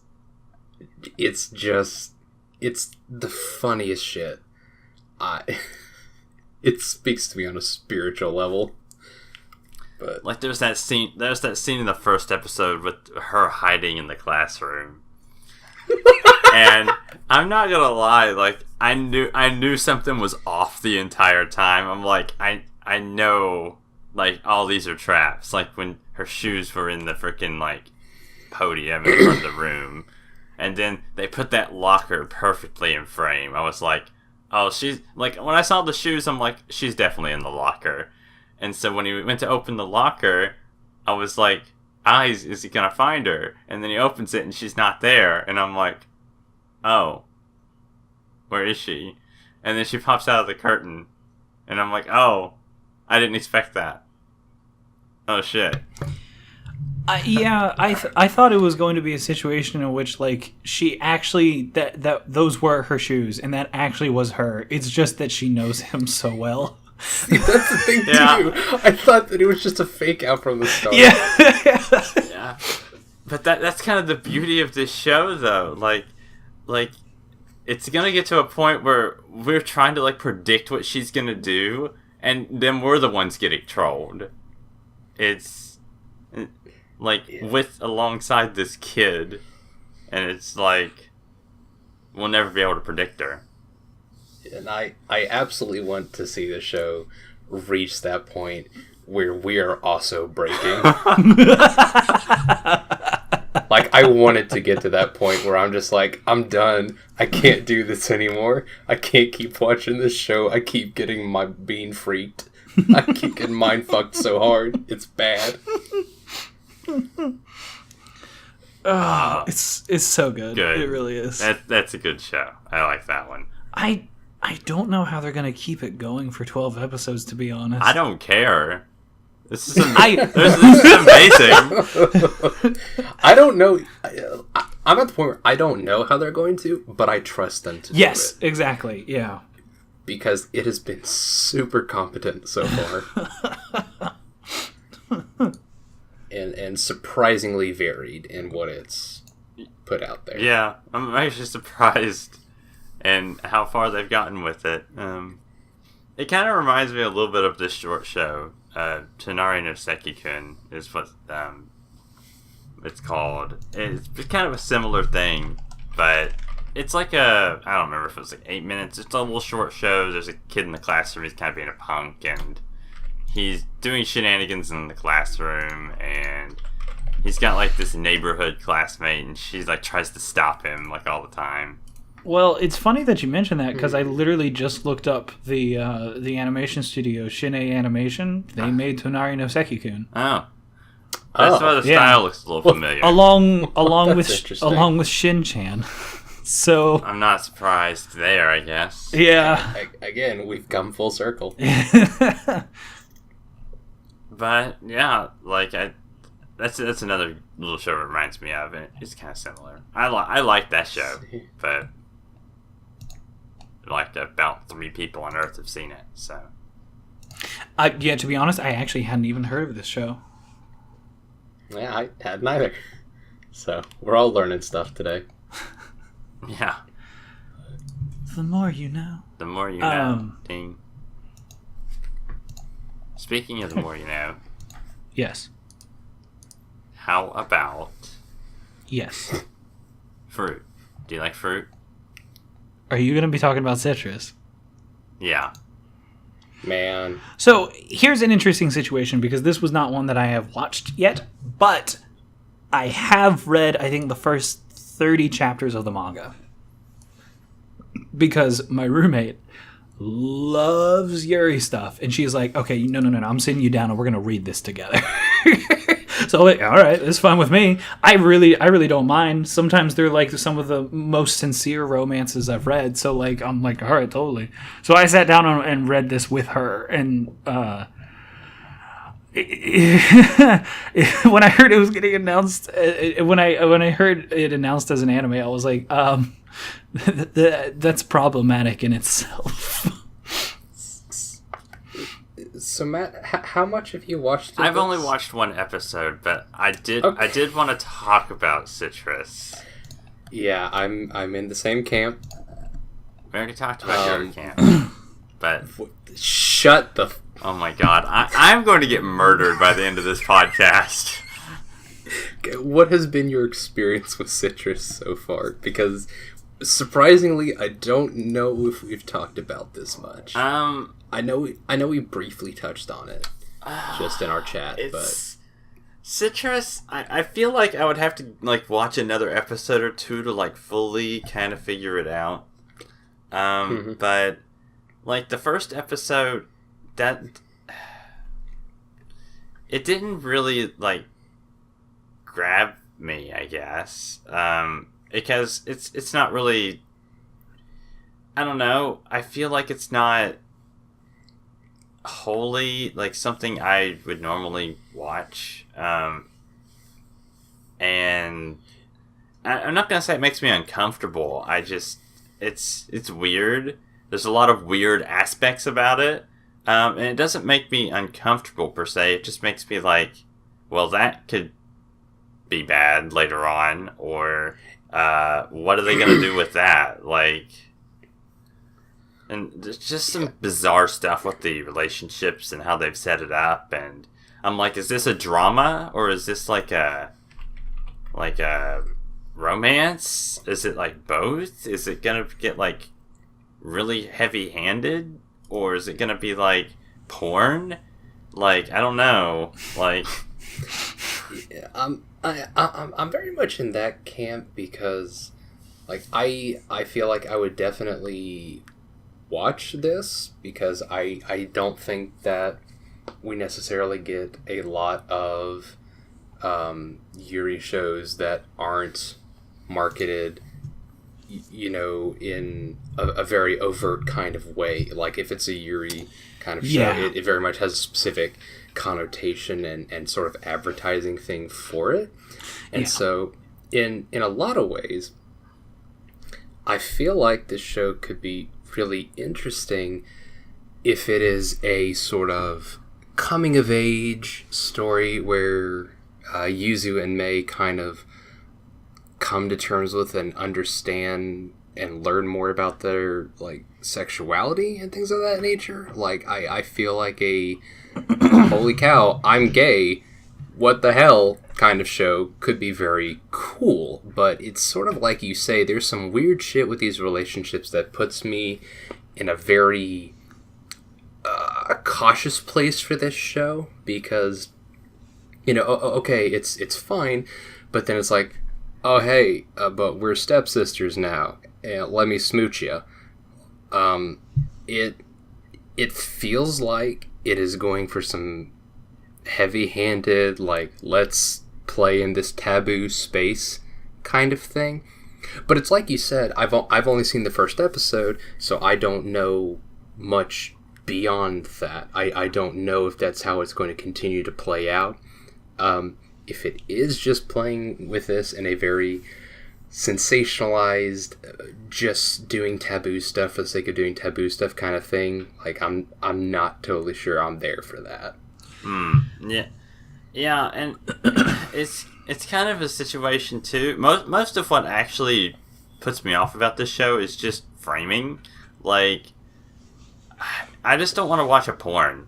Like that's kind of like if I wanted to watch like girls kissing all the time, there's hentai for that. Like I can go for that and get that other places.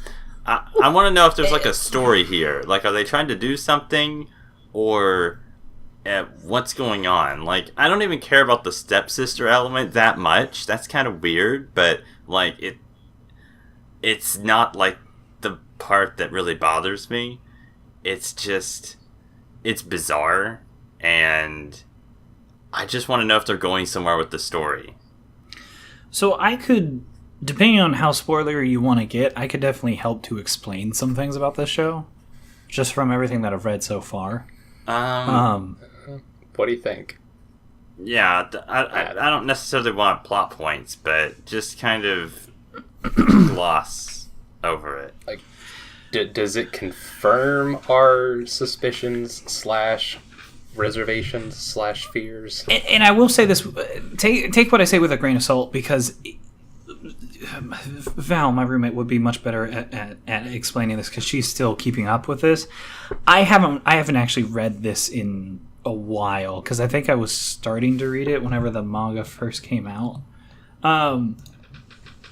But like, it's a situation in which, no, it does not turn into a porn. And I think I haven't seen the show, so I don't know how hard they're kind of going into that.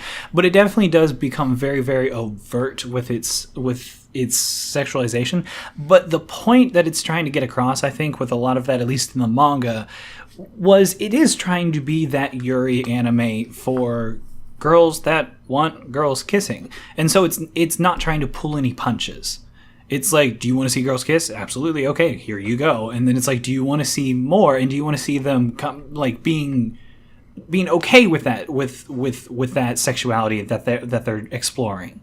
And so I think that's kind of what it's trying to do, as far as like the more risque moments, is that it's not wanting to pull any punches. It's just wanting to fully deliver on the idea of, we're not going to make this dainty and like, oh, she kissed me, and it's like, oh my, and then like. And then it's just left at that. They absolutely want to just engulf you in this idea of like, yeah, it's not only okay for girls to kiss, but for girls to do more. That being said, the relationship is not supposed to be healthy.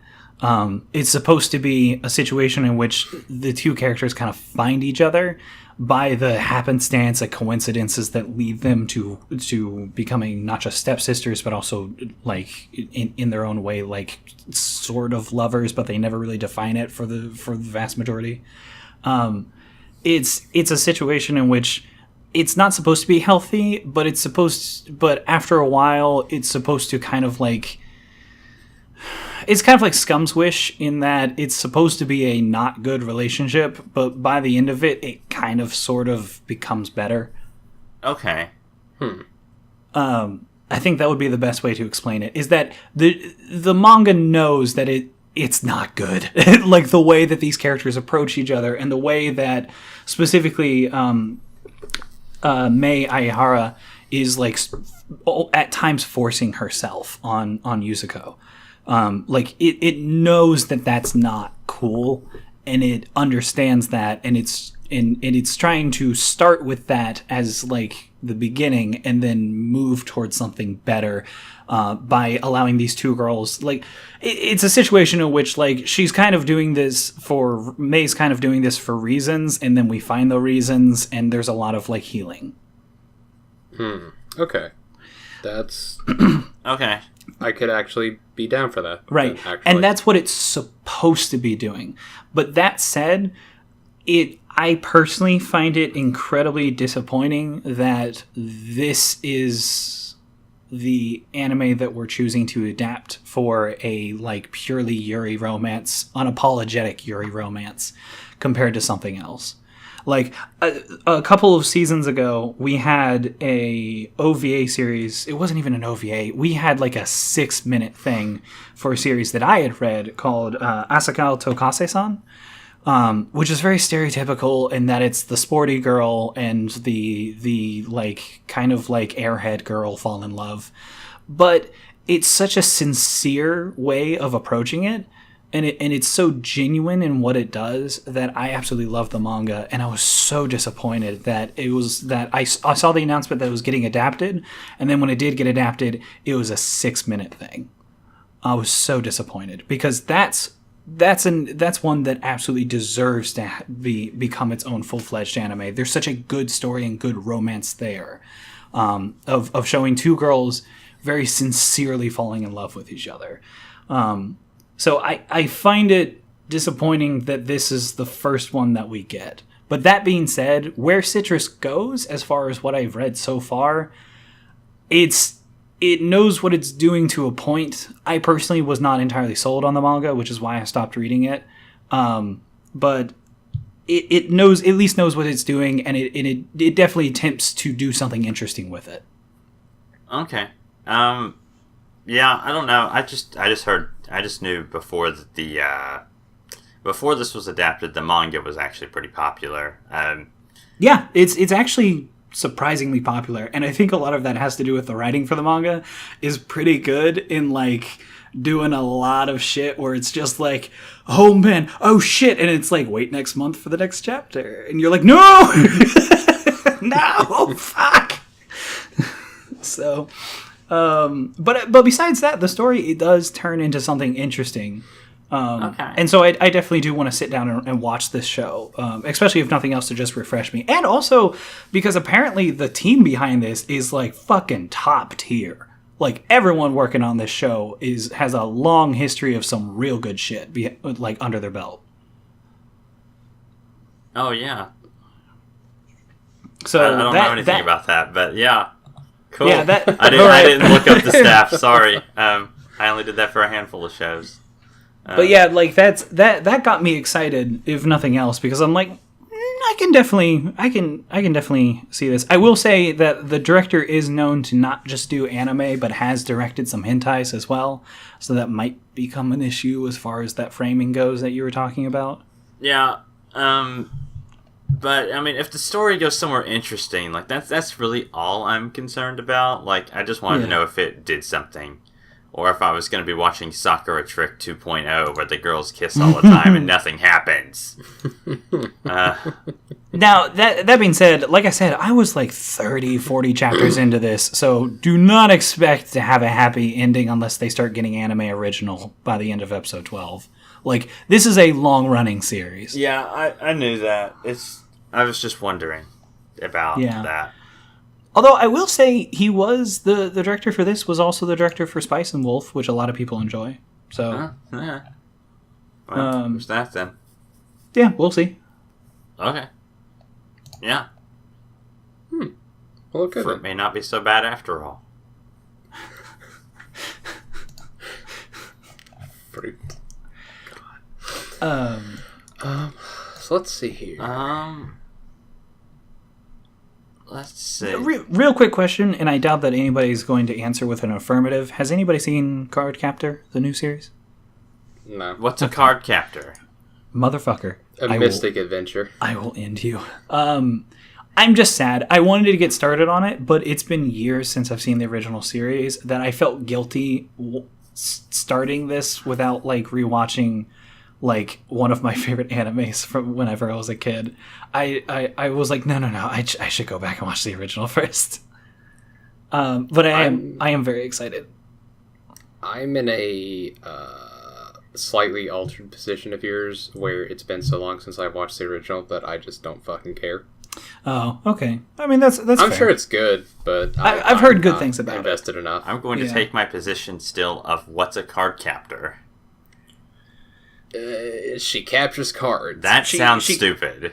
She captures monsters in cards, and she can also capture other things in cards, and then she can use said cards. Actually, when you put it like that, that actually sounds kind of cool. I take back my previous statement. It's a magical girl anime, and she's got her own like she's doing this secretly, so like no one can know.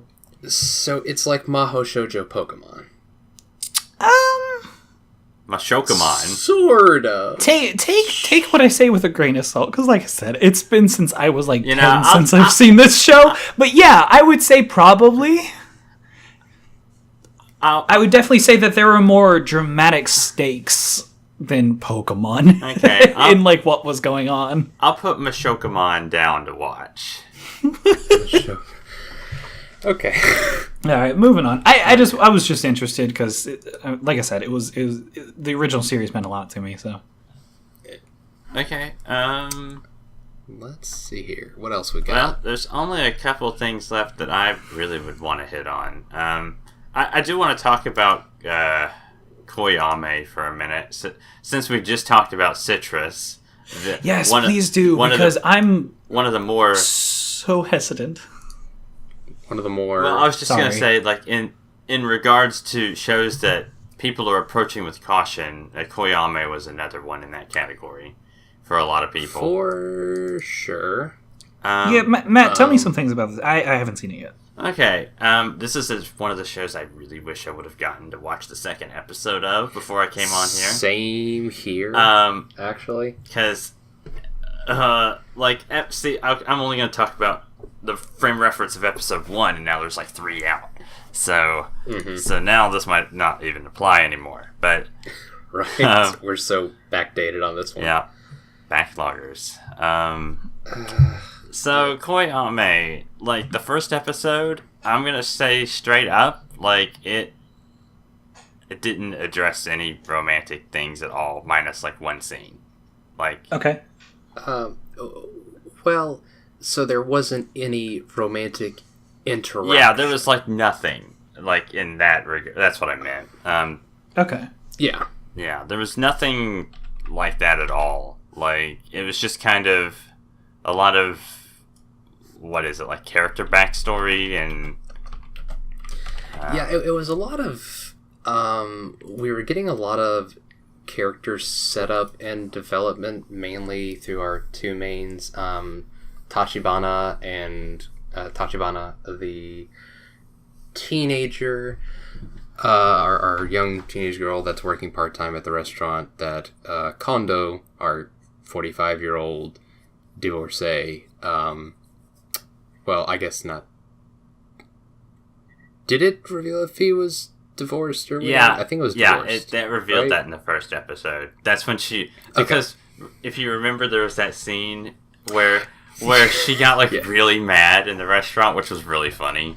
Right, and she dropped the shit. Yeah, and then that happened again when she learned again later that he was divorced, and then she got really mad again, which I thought that was pretty funny. I liked that. It was very good.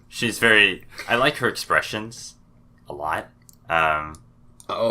She's very expressive for someone whose face doesn't change a ton. Yeah. Which is really interesting to me. It's fascinating how very stoic she is, but how much expressiveness they're able to get out of her. Yeah.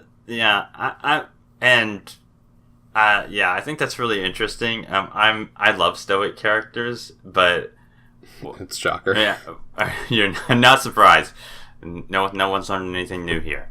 But yeah, I think I really like it when stoic characters express themselves in this very very subdued way, or their own unique way, I guess. And I don't know, I just like the way she reacts to things. It's very what's the word? It's just very entertaining. Yeah, because she seems like such a distinctly level-headed, like by the books kind of person, but when something throws her out of whack, it really throws her out of whack. Like she has a very strong reaction to things when things actually do get her to emote in that sense. And I guess I can't really think of another thing like. Yeah, it's very entertaining. Yeah. But I mean, overall though, like the story itself, like in the first episode, I mean, as I said, we get some backstory about like a little bit of her past, a little bit of the manager of the restaurant, where they both work. We get a little bit of that, and we get some of that. We get the fact that she kind of looks up to this guy, and that's basically the entire first episode. We don't really get much beyond that. Yeah, she looks up to this guy. He was there for her when, like, just in a normal person kind of way, he offered her a cup of coffee while she was waiting for the rain to pass. But, you know, a small gesture of kindness like that meant a lot to her. And so she looks up to the guy, and she also sniffed his shirt. But yeah, and that's about the extent of it. Like, yeah, like it hasn't been like she was trying to kabedon him in the, kitchen or something and go to Smooch Town or anything. Like it was pretty subdued. There was no romantic specific interaction between the two of them, but we have a lot of building blocks for that. It seems like. It's just, it feels so skeevy. You know, the concept, not necessarily what it's doing, but just the concept. Well, and here's the thing: like, it was actually really funny because I basically said this after I watched the show. I said exactly what I just said just now, or what Zach said. I didn't really say anything. Sorry. But I said this, and then I went to Twitter, and there were two types of reactions. Oh. This is setting the building blocks for something. I wonder how this is going to go later. Or 2, this is the worst anime of the season and I hate it. Please make it go away. Without even, like, watching it, basically? Well, and I was like, did we watch the same episode? Like, it's kind of another one of those overreactions, like, to Darling in the Franxx, where I was like, did you guys watch? Like, or like Violet Evergarden, people are getting pretty up in arms. Yeah, and I'm like, guys, are you watching the show? Or are you just like gut reacting? Like, is that what you're doing? Are you not thinking? Not saying that, like, if you have that kind of response, you're brain dead. But I'm just saying that, like, kind of imply if it's a gut reaction, or try to reason it out. Because the thing is, it is definitely a slow burn of a first episode. Like, there's not a lot that really happens. And it doesn't need to have a lot to happen. It does what it needs to. It introduces our characters, gives some context for, why Tachibana might have feelings for Kondo. It gives us some... it gives context, and it doesn't need to do much more than that. It does do a little more than that. It's a gorgeous show and has some incredible, design aspects to it. Yeah, I'm watching the PV right now. Yeah, but I mean, like, if you're watching this show expecting some bombastic first episode, like, you're coming to this from the wrong place. I guess what we've come to understand is that when there's a slow burn show, people hate it. Whether it's a good show or not. It almost seems like people are not patient enough. They want to jump the gun, get the reaction. Yeah. But you gotta wait. You gotta chill. Like, this is the season for chilling, and people need to chill. They need to go watch more Comfy Camp and other shows. Yeah, this is definitely the comfy season. They need to take it slow. Like, I'm really curious to see what demographic of folks invokes the all-powerful 3-episode rule and drops shows that will turn really great. Okay, we can't talk about the 3-episode rule anymore. I'm not setting up a conversation. Because we could go on a fucking rant. Yeah, we already talked about that. We have. I'm just saying, it feels like there's a lot of shows this season that are definitely a super slow burn right now and have a lot of really solid potential. And it just sucks to me that there's folks that are not really giving these shows, like you said, the proper patience, giving them a proper chance to actually, get things going. Mm-hmm. Maybe not necessarily to play devil's advocate, but to try and understand, I do see why people may be more inclined to do that nowadays, just with the sheer amount of shows. And not just that, the sheer amount of, good shows to watch within each season. Like, last year, there were some shitty things that are happening outside the world, but as far as anime, fucking every single season was amazing. And there's so much to watch. So I can understand why people might really, really want to try and make that decision quickly within the first few episodes. That's fair. And I guess also... But at the same time, yeah, it's no. There's so many shows that just give them a chance. Sometimes you gotta make the hard cuts, but, at the same time, it's, just be reasonable about it. Yeah. Some things you can watch and cut out the first episode. You shouldn't have to give it a second one. Other shows that you may cut it after 6. It just happens like that. Yeah. I mean, I can understand how some of the hesitation specifically for, After the Rain here, I can understand how there might be some layered apprehension of this, well, it didn't do anything, and it's also going to be about a middle-aged man and a high school girl romance and such. I understand how there can be some of that maybe unspoken sort of reservation in that sense, but again, it doesn't seem like that's what's going on here entirely. It actually seems like, even if they do go this direction, it seems kind of it's not doing something like Citrus, for example, where the relationship is kind of abusive. It doesn't seem like that at all. It's not even down that route. It's not even close. It just seems like almost like a shoujo setup. It's just there's an age gap. And pretty much. We can argue the fact that the age gap is still weird, but it's it's not it doesn't seem harmful, so it's one of those things that I file under problematic, but it's not a problem. Does that make sense? No. I'm getting where you're coming from in that they I feel like the direction it's going, if it does get into an actual romantic aspect in that sense of them dating on the sly or something, it seems like it's one that they would treat respectfully and not like a really crazy sensationalized sort of thing. But again, it's also a middle-aged man dating a high schooler, right? So yeah, at the end of the thing, it's still I can't condone this, but it's probably also not being what it's not the worst thing ever just because of that, there's a lot more to it than that.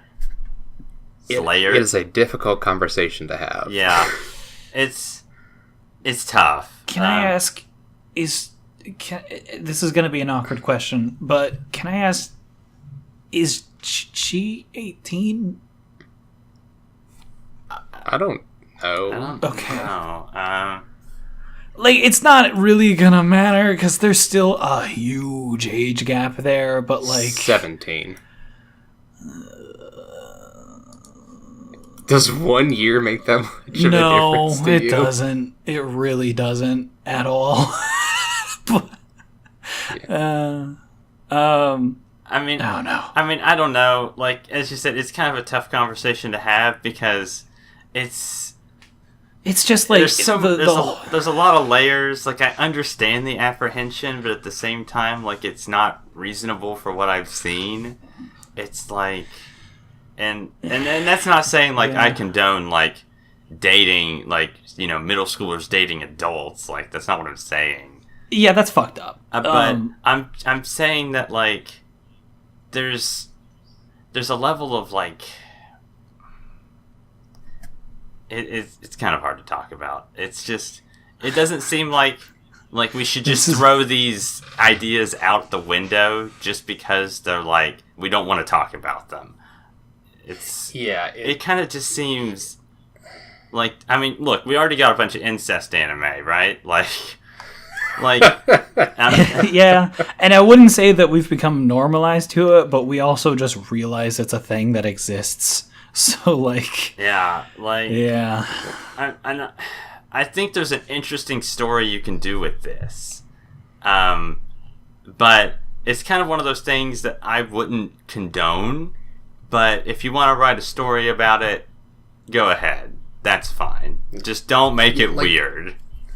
Like, this is a story that I would definitely be like, okay, do your thing. I just would not feel at all comfortable with this ending...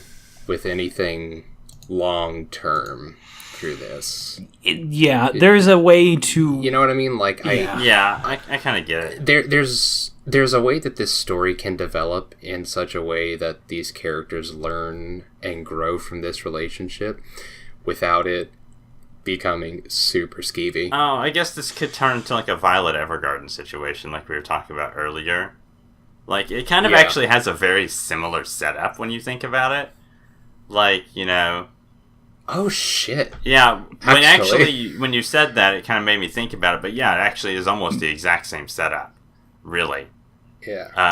To use the romance as a starting point in order to allow this character to, like, develop... To grow in different ways. Yeah, it's kind of like that. And I could see that actually happening for both parties here. Granted, this one has a hard romance tag. So...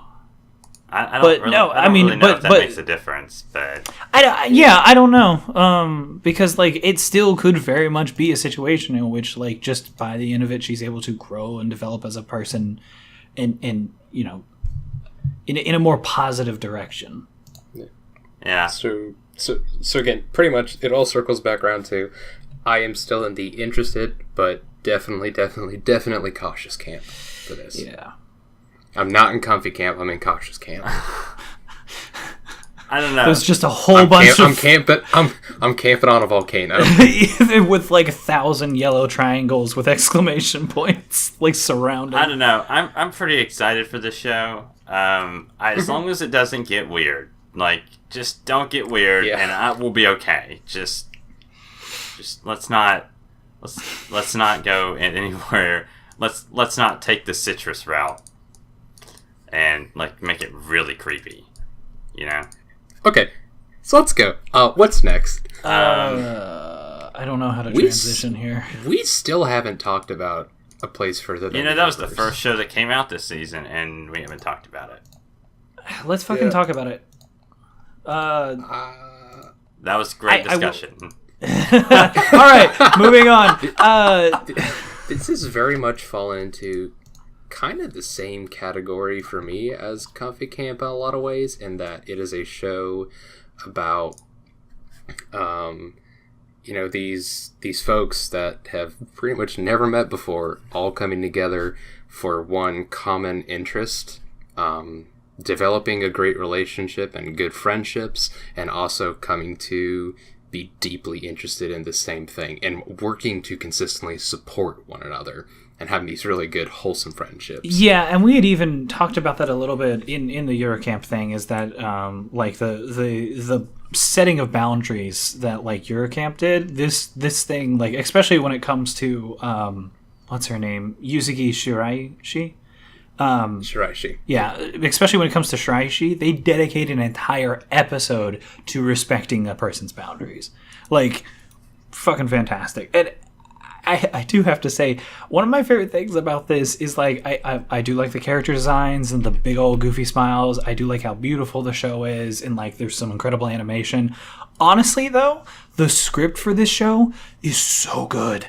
It's so good. Like, the way that these characters interact and how just quick it is, it's fantastic. The script for the show and, like, just the dialogue between all of the characters is amazing.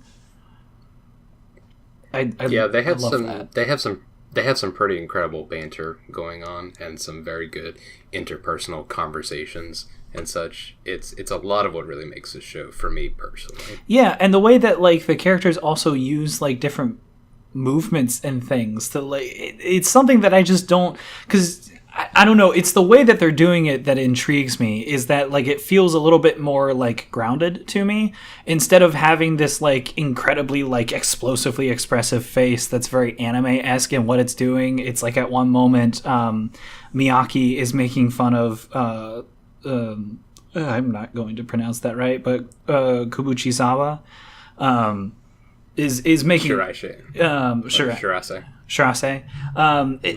She's making fun of her because one of her previous plans was, like, coming on to a dude so they can board the ship, and she, like, as she's speaking, like, her character even, like, fake makes the same pose that Shirase made, and, like, it's just, like, the way that the animation is supporting the dialogue, and, like, both are just so quick.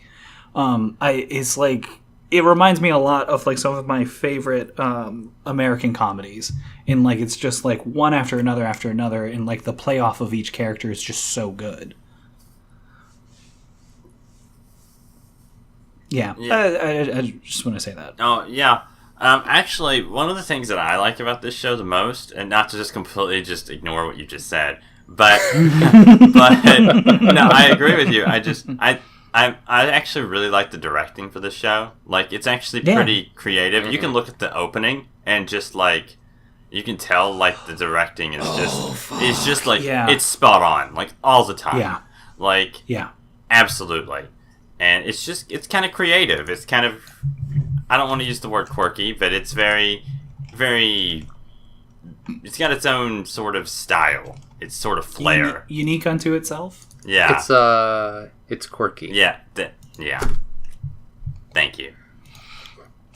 Thank you for just... If you weren't gonna say it, I would just say it. Yeah. But, and yeah, I like the character interactions, and one of the things that I actually like about this show, it's funny, we have, like, 7 slice of life shows, but they're all just a little bit different from each other. So, if anyone says that all slice of life shows are the same, I'll go build a campfire in your house. And burn the place down. So, this show's a little bit different in that regard. It's a little bit more dramatic than some of the other slice of life shows, and I just like that, also that little touch of just, you know, the tension and stakes. Yeah. I like that. Yeah. I like that as well. And they kind of set that up real quick with, like, with the mother that went missing in Antarctica and stuff like that. Like, yeah, so I mean, like, you know, Shirase has a reason for wanting to go to Antarctica. It's not just like, hey, let's go to Antarctica. It is very much fulfilling a multifaceted reason because all of the main cast have a reason for going. That is unique and unto themselves and does feel like it is working for each of them. It's not like, well, our goals are all pretty much the same. We're just doing this. It's like each of them has a distinct reason for wanting to go. Yeah. Honestly, I think that's to the show's credit, because, like, what I love about the writing for the show, besides, like, the dialogue that I like so much, is that it's very grounded. Like, surprisingly so for a show that's about, fuck it, let's go to Antarctica. Yeah. But, like, their way of getting there and, like, the attempts that they make, like, because they get some fucking scatterbrain ideas for how they're gonna get onto a ship and get down to Antarctica. And they all reasonably fail. And then the only ones that really stick around are the ones that seem a lot more realistic in, like, in their approach. And, like, it's not just that, but also like the way that the relationships go. Like there's even a moment in which like a bit of a spoiler, but like Shiraishi says they're trying to convince her to go along with them, because if they can convince her, then they can all go.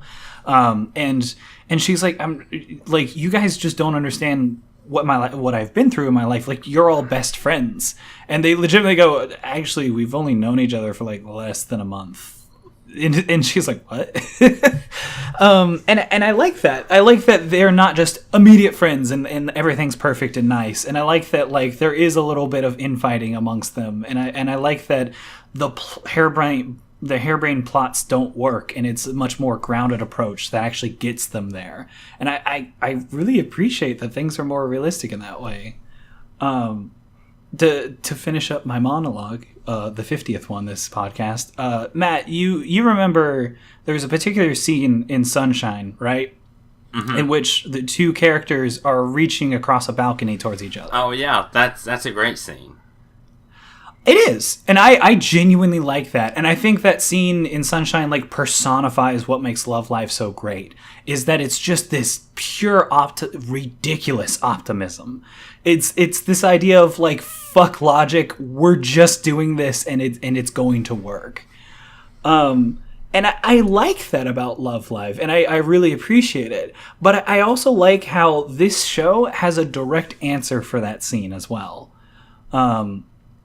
It's a bit of a spoiler. Have you guys seen episode 3? Yeah, I have. Yes. Okay. In episode 3, and once again spoiler, there's a scene in which like they definitely are able to leave an impact with Yuzuki Shiraishi, and she kind of seems like she at least likes them as people now. And there's a scene in which, like, all of a sudden there's a knock on her window at this hotel that she's staying at, and there's a ladder outside, and all three of the other characters are on the ladder, and they reach up and grab her, and it's very reminiscent of that scene in Love Life, and that it's just, fuck logic, we'll do this, and we'll do it together. And I like the way that it ended is that like she actually reaches out and she grabs her hand, but then they all fall off the ladder, and it seems pretty bad. Like they're all going to get really hurt. And then she wakes up and she suddenly realizes it was a dream and she had fallen out of her bed, which is what woke her up. And then she looks out the window and she kind of like laughs, but also kind of sort of cries to herself about it. And that like, the whole scene didn't happen, but she wanted it to happen. But then there's a knock on the door, and you realize like it's a lot more grounded because they're just in the hallway, and they're like, "Hey, do you want to join us?" It's way more realistic in like approaching these characters and that scene rather than the Sunshine like jumping across a fucking balcony and shaking hands. It's like they just come by her door and like, "Hey, let's do something." I appreciate it that it seems more grounded and realistic in its approach to this. It's making it more unique to me in that way. Yeah, it's a different approach, and I think it's interesting. I think it's pretty good. Yeah, I enjoy it both ways, as non-sexual as that sounds. But yeah, what? I don't know. I don't know why we're talking about that. I'm just saying that like. It's fine. Like you can enjoy both. I agree with you. Yes, exactly. Yeah, and I like that in the show. The writing's good. It's a very pretty show, and I like the characters a lot. They're super cool. Yeah, I like the characters a lot. To be honest, I still have no idea how the fuck they're gonna get to Antarctica. I realize that we're kind of at the point where they could, but like I'm still like, how? I wonder how the show's gonna do. Is it gonna end with them sailing on the boat, or is it gonna like, are we gonna get a halfway cut? Like, because it seems like the opening suggests that they're gonna go there like soon, and that they'll actually be there. Yeah, at some point. So I don't know. Yeah. But then I don't like that'll be interesting. I think the latter half of the show is gonna determine a lot of the show. Because the first half's pretty solid, but the second half is going to really determine if it continues along this path or if it wants to deviate in some other way. Hopefully it doesn't go like full drama. I feel like it has the potential to like definitely add in a lot more drama, especially once they get into a situation once they're in Antarctica where it could become a little bit more survival. Yeah. Which could be interesting in its own way, but I don't really want that out of this show. No, and I feel like tonally it just doesn't really fit. Yeah. I like that there's bits of drama, and we do get some real emotions out of the characters, but it's still a really fun romp through this adventure. Mm-hmm. Yeah, and I like the way the show is now, so I hope that the second half ends okay, no matter what they do with it. Yeah. Yeah, for sure. Yeah. I'm excited for a lot more of this show. Yeah, there's a lot of good shows this season. Again, why are there always good shows? I mean, not that I'm really saying that, like, man, why are there more bad shows? But I mean, they're there. They're definitely there. But I don't know. There's just always so many good ones, and it's like, wow, I need to watch all of these. Like, I didn't even get to watch IDOLiSH 7 or like. Man, I fucking tell you what, you need to watch IDOLiSH 7. Yeah, you recommended that. I feel like it would be something I would like. So. I mean, it is seriously pretty much a Love Live Guys, more or less. Love Guys? Yes, Love Guys, which is definitely not the title of a BL series. I don't know either. Okay. Yeah, I really enjoy IDOLiSH. I mean, it's a good idols show. I mean, it's. You kind of phrase that like there's bad idol shows. Wake Up Girls? Yeah, but we don't talk about that. We don't talk about that. Not here. Not on this podcast. Yeah, I mean, I don't have a ton of meaningful stuff to say about IDOLiSH 7. It's just, if you like idol shows, chances are you're probably going to like this one. Sign me up. Because it's very competent. It's fun. I like the musical numbers. The cast of characters has good chemistry together. And, yeah, it's pretty great. Yeah, it's fun. Nice. It is also another good show. I'm definitely behind on it, but I'm super hyped to get back into it.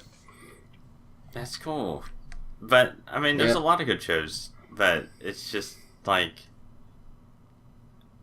I haven't seen a lot of them, because time. Like, yeah, exactly. I mean, like, I'd like to talk about Mitsuboshi Colors, or I'd like to talk about the Junji Ito Collection, or, shocker to me, Hakata Tonkotsu Ramens, or I'd like to talk briefly about. Well, I don't really. Wait. You're skipping over something, because I remember you had a visceral reaction to the ramen show. There's 2 ramen shows. That's a different. There's 2 ramen shows this season. Okay, Hakata Tonkotsu Ramens is about detectives and hired killers. Miss Koizumi-san Loves Ramen is garbage. Okay, thank you. I was very confused. Man, I hate it when seasons do this. They throw in, like, suddenly there's 4 shows about shogi, or, like, 2 shows about ramen, like... Man, I don't want to fucking talk about the shogi show either. I'm gonna pass on that one, too. You said that one got a little creeper, didn't it? It got real fucking creepy real fast. So I'm good. Well, all I was saying, it was just an example that for some reason, like, these shows come in waves. Like, you get a whole bunch of this really niche thing at once. It's very weird. Yeah, I know, because we still have season 2 of Three Gatsu no Lion going on right now. It's another shogi. Which is shogi. Yeah. I almost feel like it's like the heads of all these anime companies are like sitting down at like some bar or something like that, and they hand them a menu, and the menu doesn't have drinks or food. It's actually just genres of anime, and they're like, "What are you gonna have?" I think I'll have the shogi. They're like, that sounds good. I think I'll have that too. I always feel like that's what's going on sometimes, because you get like 4 or 5 in the same season and then never again for like another year. Yeah, it's there's like these weird like almost like one sentence descriptions where you take adjective, noun, prepositional phrase, and that's just Do you think they have a randomizer? Maybe not necessarily a randomizer, maybe a randomizer, but you know, they take this, and this is like, oh, this has to be included in at least 3 shows this season, so we gotta have at least 3 shows. As mandated by the anime gods. Yeah. It's like, we got a quota to meet this season. Let's get we working. gotta have 3 of these oddly specific things. Yeah. Girls with guns that shoot lasers or something. It's like, okay, we can probably fit that into Mitsuboshi Colors somewhere, because they already did a rocket-propelled grenade. What? Tripod camera boys. I have seen an image of that in Mitsuboshi Colors, and I have no idea because I haven't watched the show. And I'm just looking at it, and I'm like, they're like elementary school girls that save the world? Like, what? They're a bunch of little shits.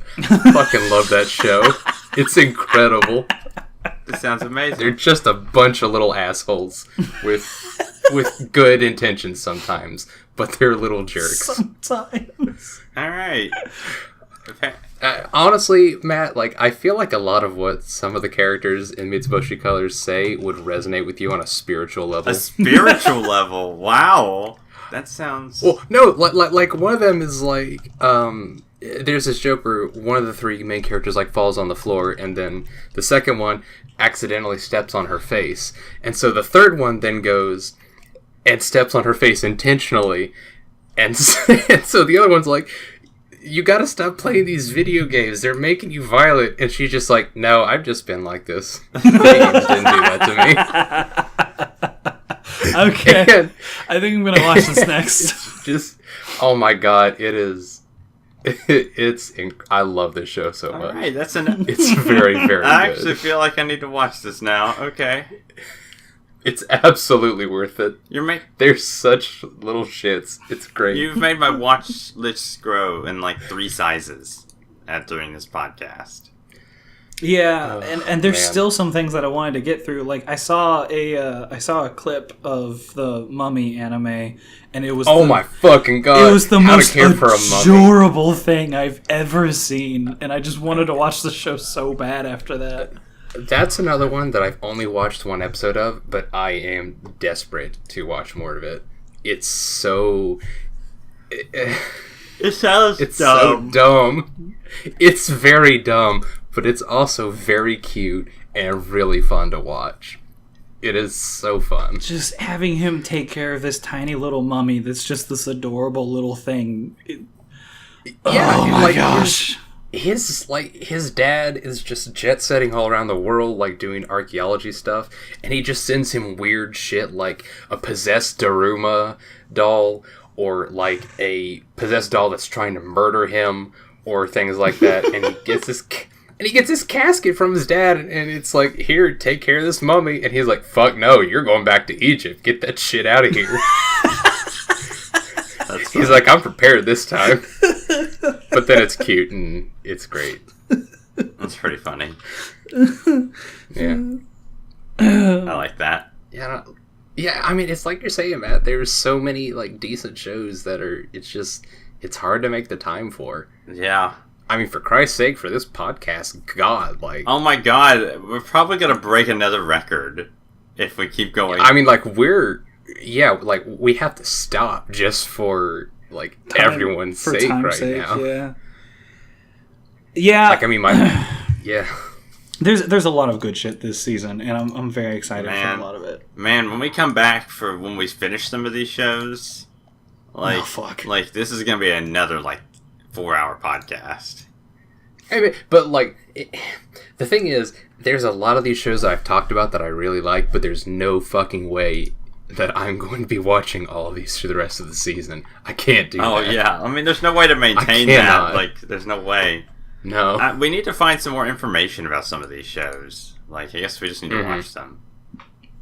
Yeah, like there's definitely things that need cleared up for some shows before I determine if these are going to be like long-term season things. Yeah. But okay, was there any like major hits that we did not delve into that you just want to like breeze over real quick or anything? No, I pretty much hit everything I wanted to. So, man, I know Babysitters apparently has a pretty emotional beginning, but it's also pretty good. I also did see a picture on Twitter where a high schooler gets a nosebleed over how cute a baby is, and that fucking creeps me out. Ooh, that's skeevy. Okay, I know that the Junji Ito collection. It's real good. Yeah, that's what I've been hearing. I'm having a great time with it. The only complaint I've heard is that people are like, it's not scary enough. And I'm like, well, he's not known for being terrifying. He's known for getting under your skin. Yeah, and you also can't start with the horrifying shit in the first episode. Yeah. Because, like, you're setting expectations. If you pull out the hardest punches first, everything else is going to pale in comparison to it. Yeah. So. Okay. Anything else? Let's see here. I mean, honestly, there's other shows that are watchable, but I'm probably not going to go through all of it. Okay. Like, yeah, I didn't hate Death March, even though it is some other fucking Kirito ass looking motherfucker in a MMO where he's all powerful. I actually didn't like that show. Never mind. I do want to check out Beatless still. Man, I do too. Actually, I didn't get. I just want to see what the deal is. So, yep. I want it to hit all of its beats. Let's end this podcast. And with that, I guess we'll see everybody next time. All right. Have a good season, y'all. Yeah. Yeah. Enjoy some shows. Same. Watch some anime. Bye. Bye. Bye.